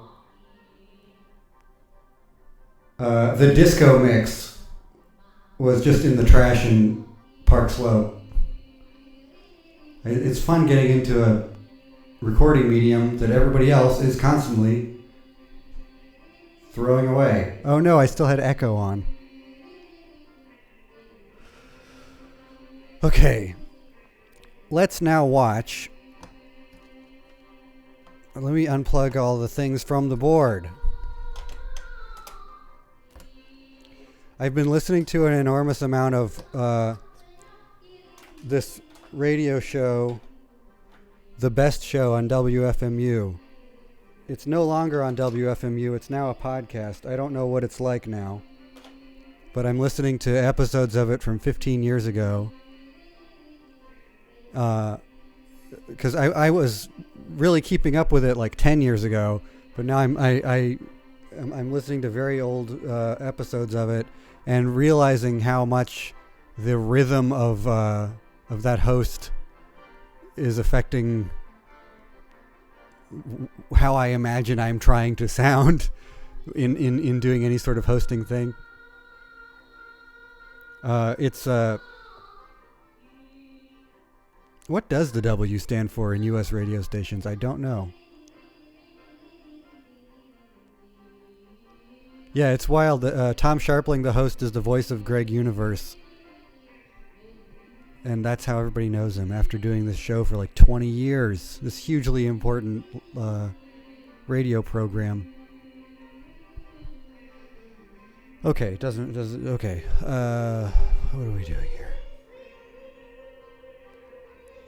Next week I'm going to be done with drawing Island Book 3. So next week this is going to be a relaxed program. I'm going to get drunk.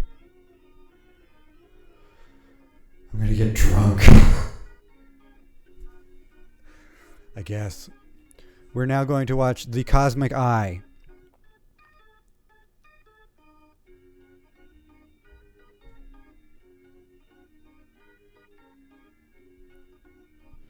This is a movie from 1986 directed by Faith Hubley.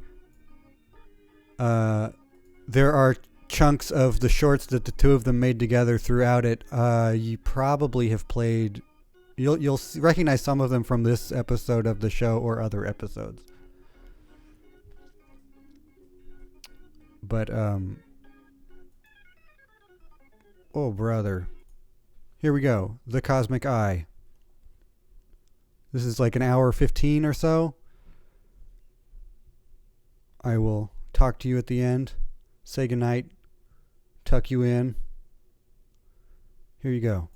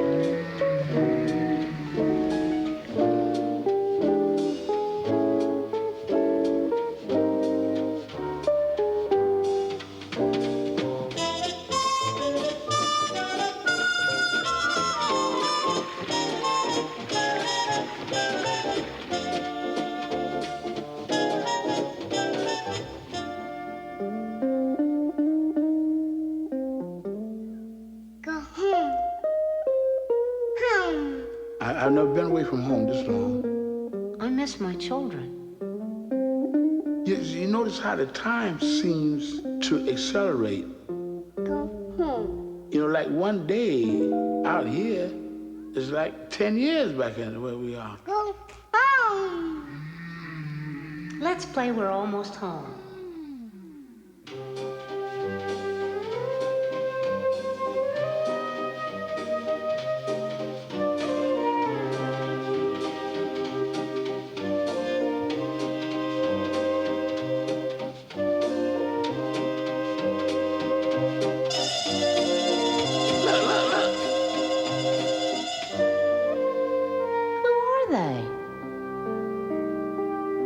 Mommy said no songs. So no songs. Yeah. No. I didn't sing this song. Then sing Hi Diddle Diddle once. Hey diddle.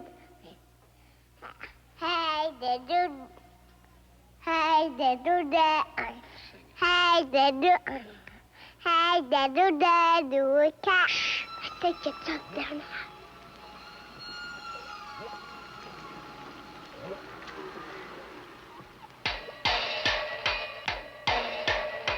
That's the bell. No, Emily. That's mine. Ouch, you bit me. Ouch, you bit me. Yes, you did. Are you going to get married? Are you? No. Why not? Emily, I said no. Why not, are you gonna? You fix my dolly. Are you gonna have babies? Fix my dolly. Are you gonna have babies, Georgia? Yeah. This is dope, right? I wonder what they are. Tell you what, we will ask the mirror.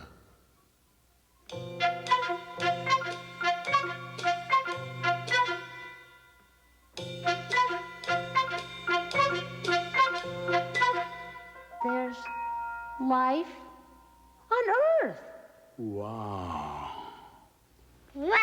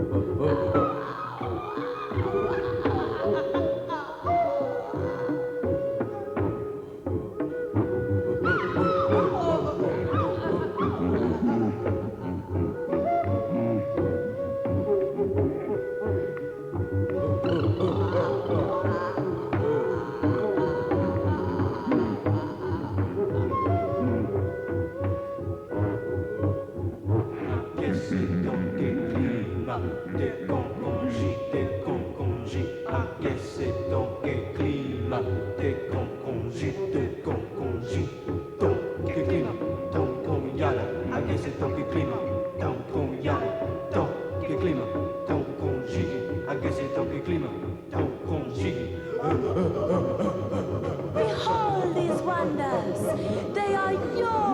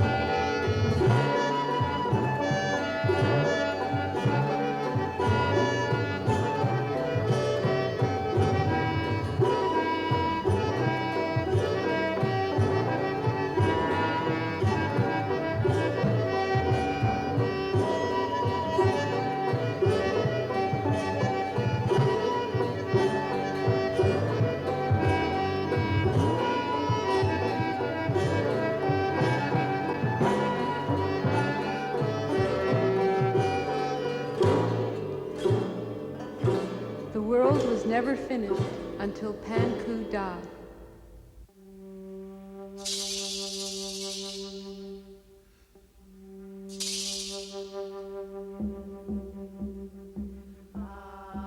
Who will make the land appear? I will.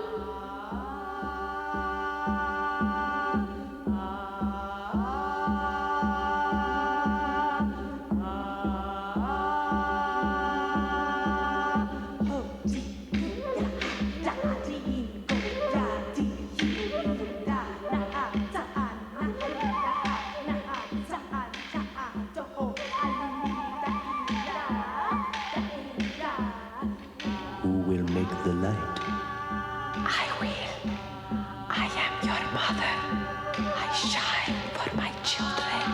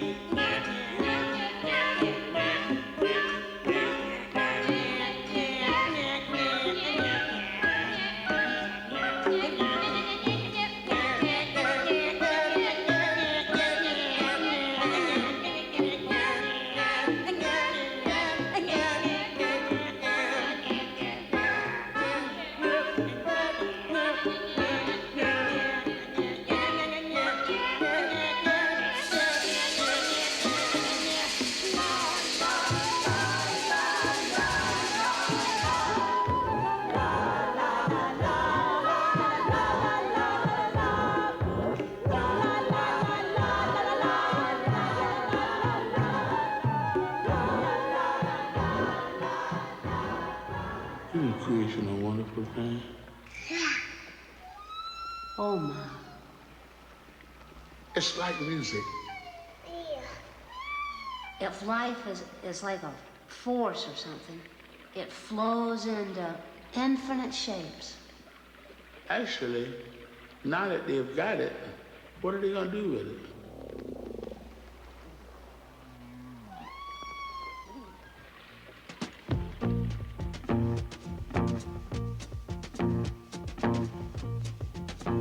Oh, Mother Earth.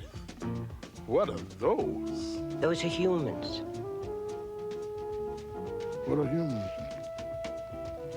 They're living creatures. What, those little things? Those little things. Good God Almighty. They must share their food and their energy and their thoughts. Share? Why?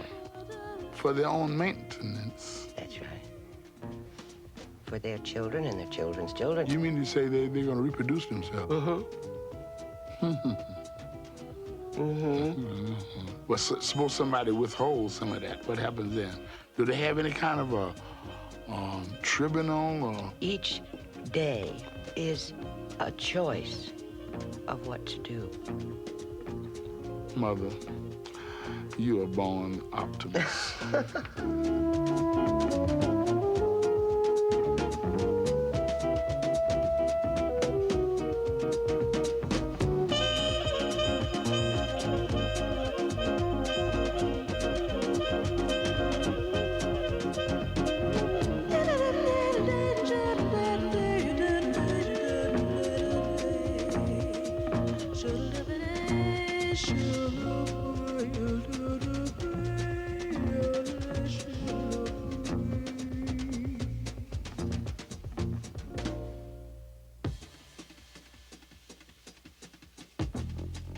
Now look what's happened to your humans. Somehow it got out of hand. Where's the cooperation that you had before? Look what they did. They're boxed off. I don't understand it. Isolating themselves. Well, they try to protect themselves and Protect themselves from what? Protect yourself from yourself? They are doing it to themselves. I'm not doing it. The big ones, they're hogging up all the resources. And then if the little guys say, hey, you swiping my stuff, they squash him. I suppose. How are you going to do about all of these guns and these armaments that these big people, these big boxes are spending all that money? How about illegalizing money? No. The air is filthy. The resources are being ground up. The water is polluted. They grow too fast. They need more time. Wait a minute, listen. They're making all the wrong choices. Slow the time down? It'd help. No, I can't do everything. You say time. I say it's the system in which they find themselves. If they keep going this direction, look what's going to happen. You can imagine what the next 20 years is going to be like.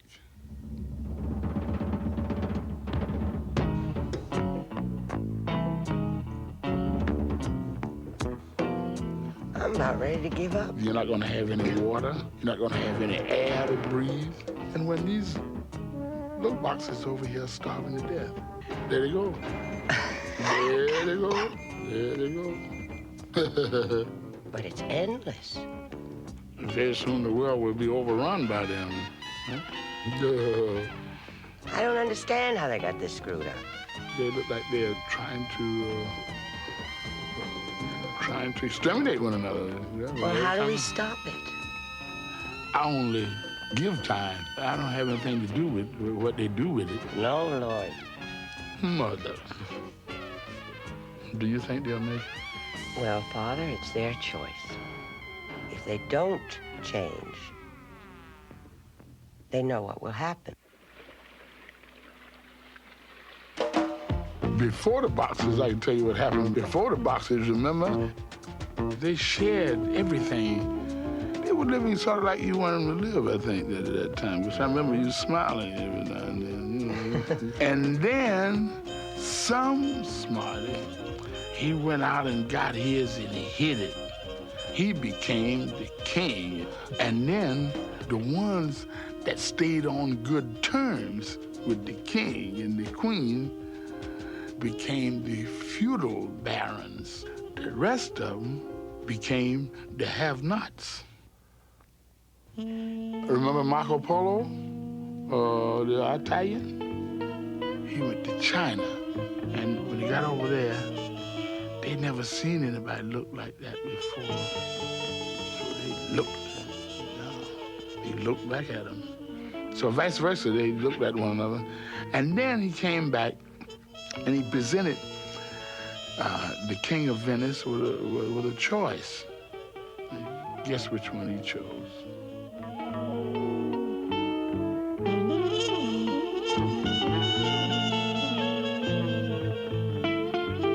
And then the other nations found out that they could get some of it, and there was a scramble. And what they do with it? Build bigger and bigger and bigger and bigger boxes. These boxes, you could call those nationalistic boxes. Nation-state boxes. Well, why don't you help them a little bit? Help them? They gotta help themselves.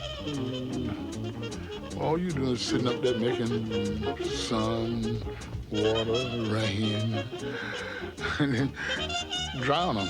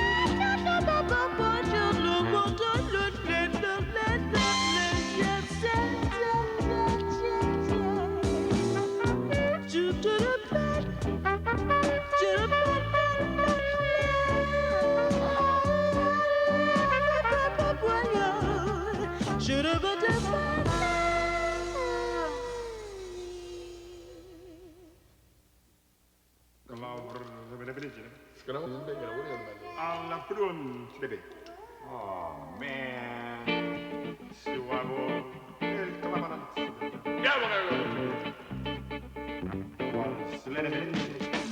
Listen to them.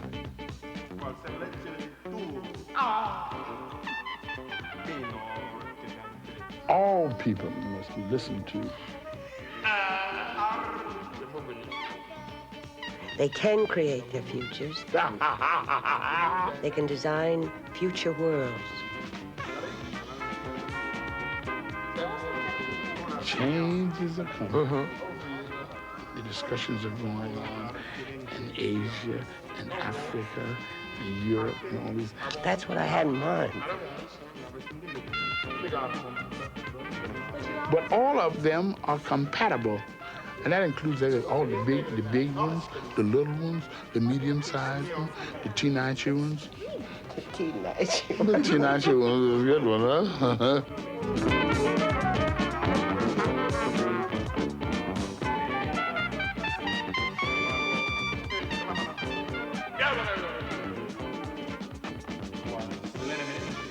they are conjuring up their preferred world. Well, it's not easy for them.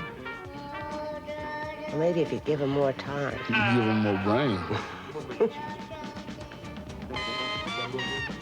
Listen.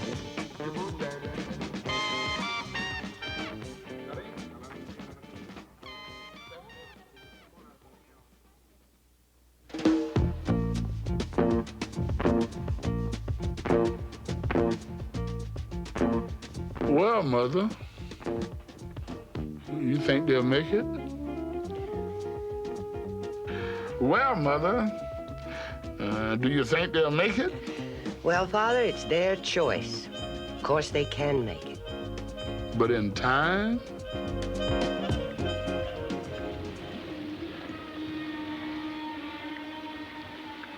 They think that they're the only ones living. Could they really? They don't think that we is me. You understand? You know what I mean? Sometimes they think that they're number one. Right. And the biggest and the best. We used to be that way. What I want to know is, can they change? They should look to the stars.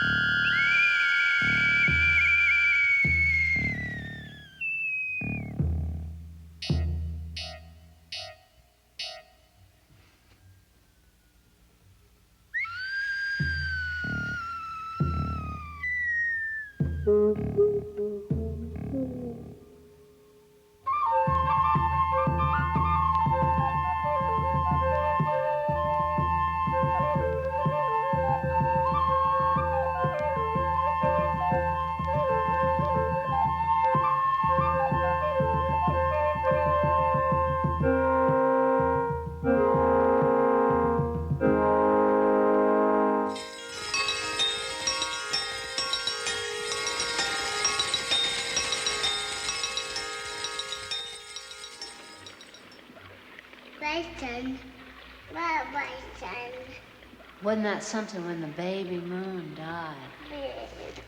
Oh. And they were all sad.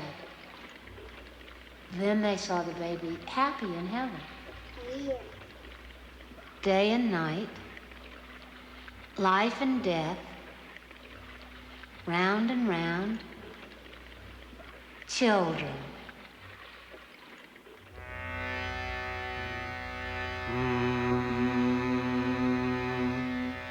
Sa, re, ga, ma, pa, da, ni, sa,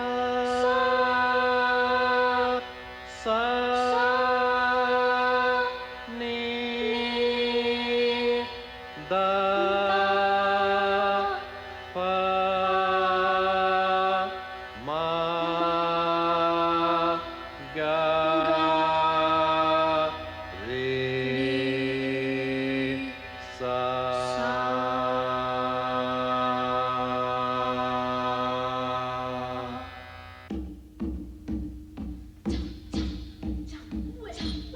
Child killing!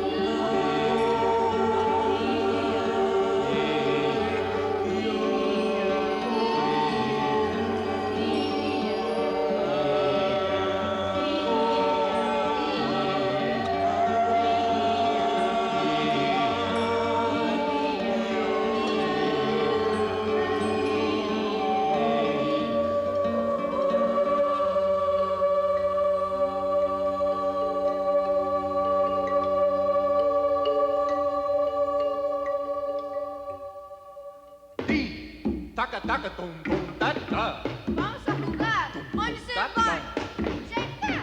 Dame a comida. Vamos a nossa casa.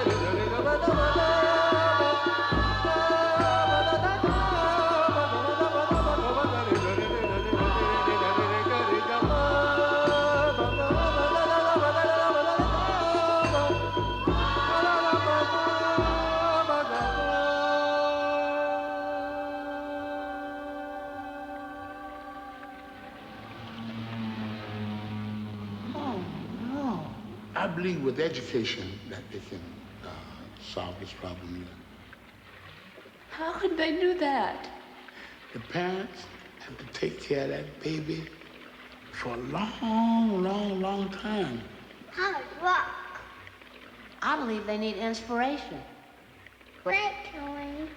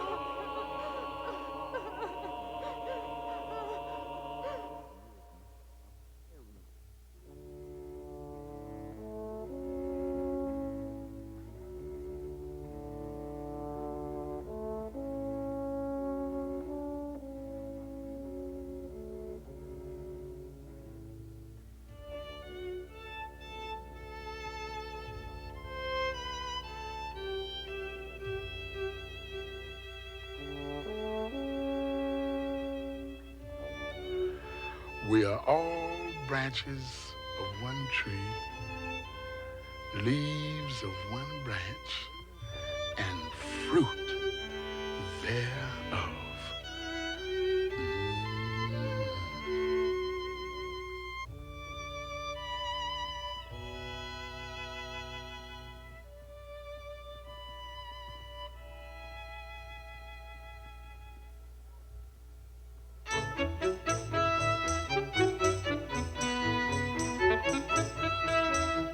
Act as one. Waste not, waste not. Don't throw your eggs in one basket. Plant trees, save each last dome.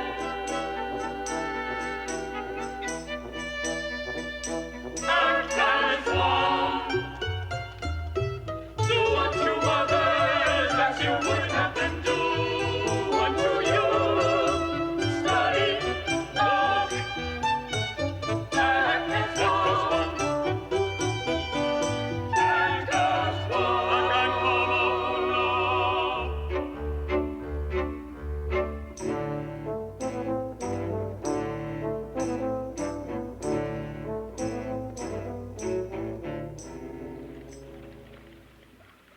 I wonder what are they going to do now that they have tasted the fruits of the nuclear weapon They need to know we're all here and looking. and watching them. I don't think we're going to see peace and goodwill until we see unity. That's what we did first. I believe that the earth is going to be unified.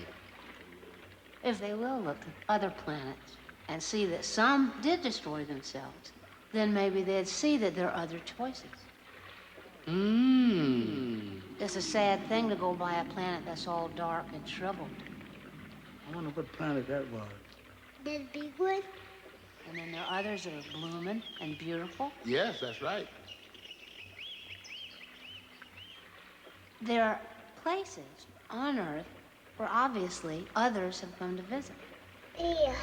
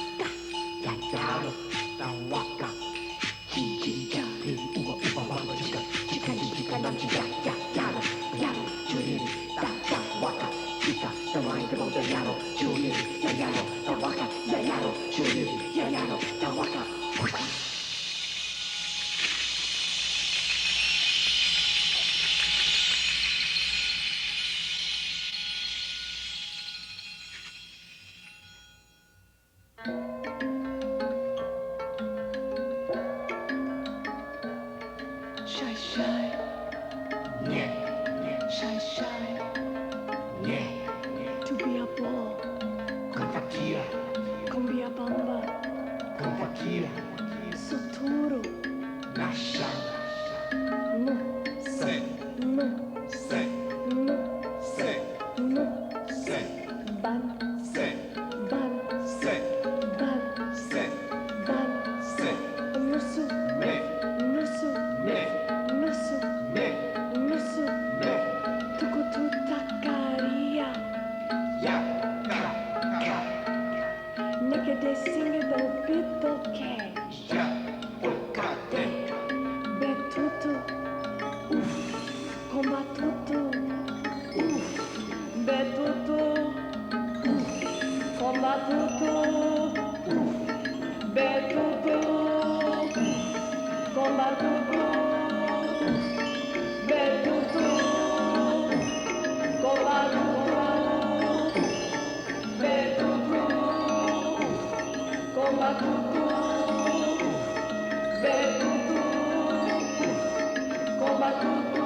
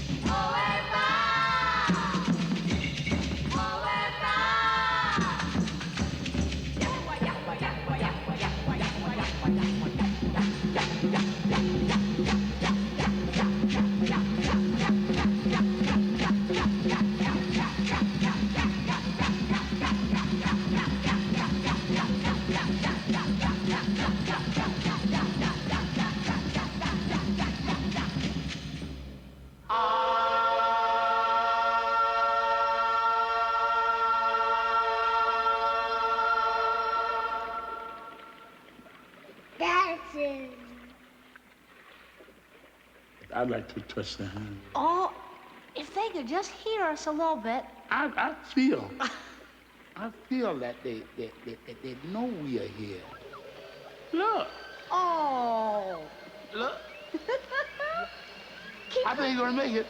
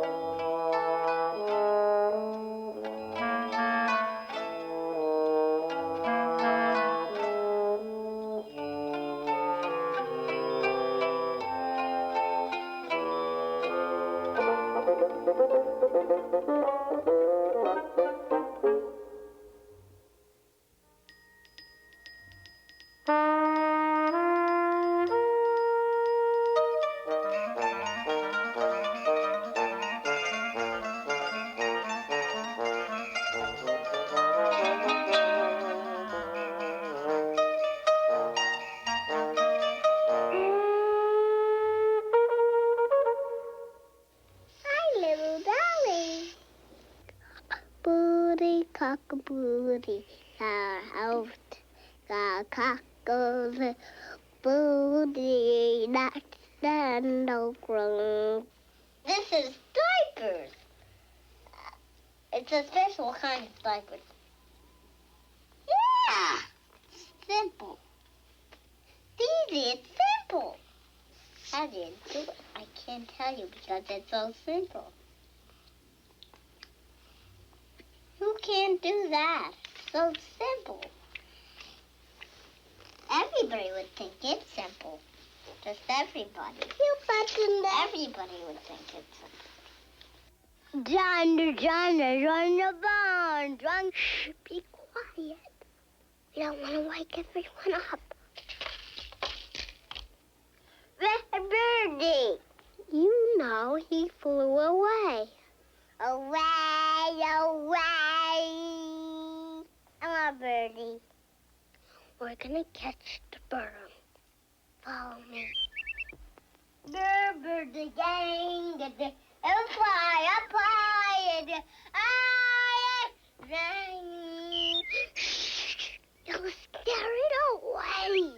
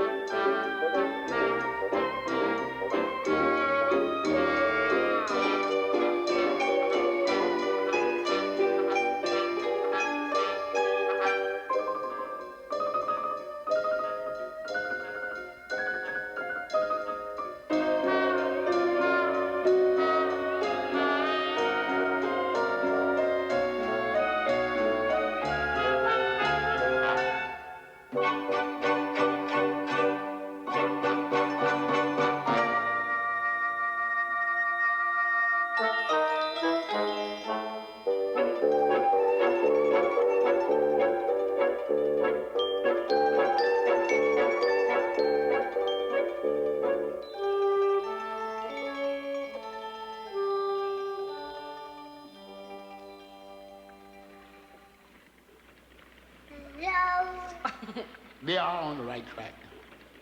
I think they're ready. Let's help them. I do it.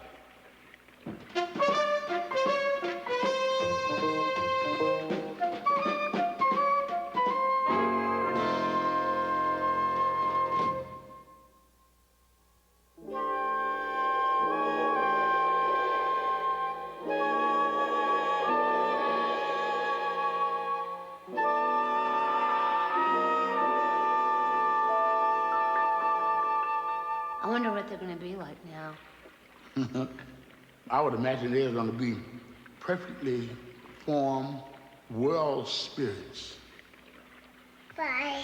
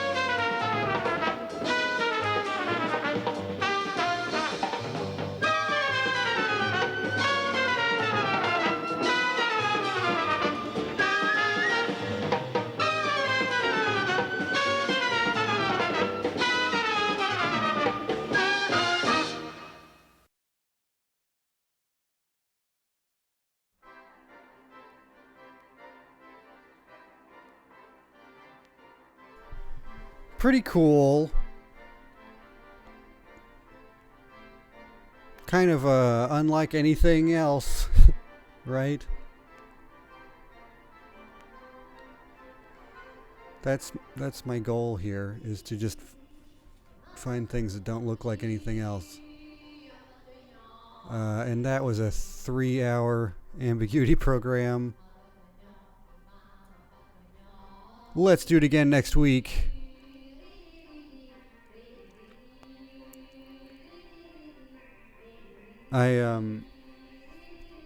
Oh man. Yeah, next week some sort of a party vibe. It'll be approximately the end of year 1. Whoops, sorry. Whoops, sorry.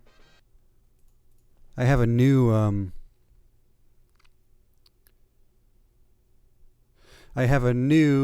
ending outro thing. Can you believe it?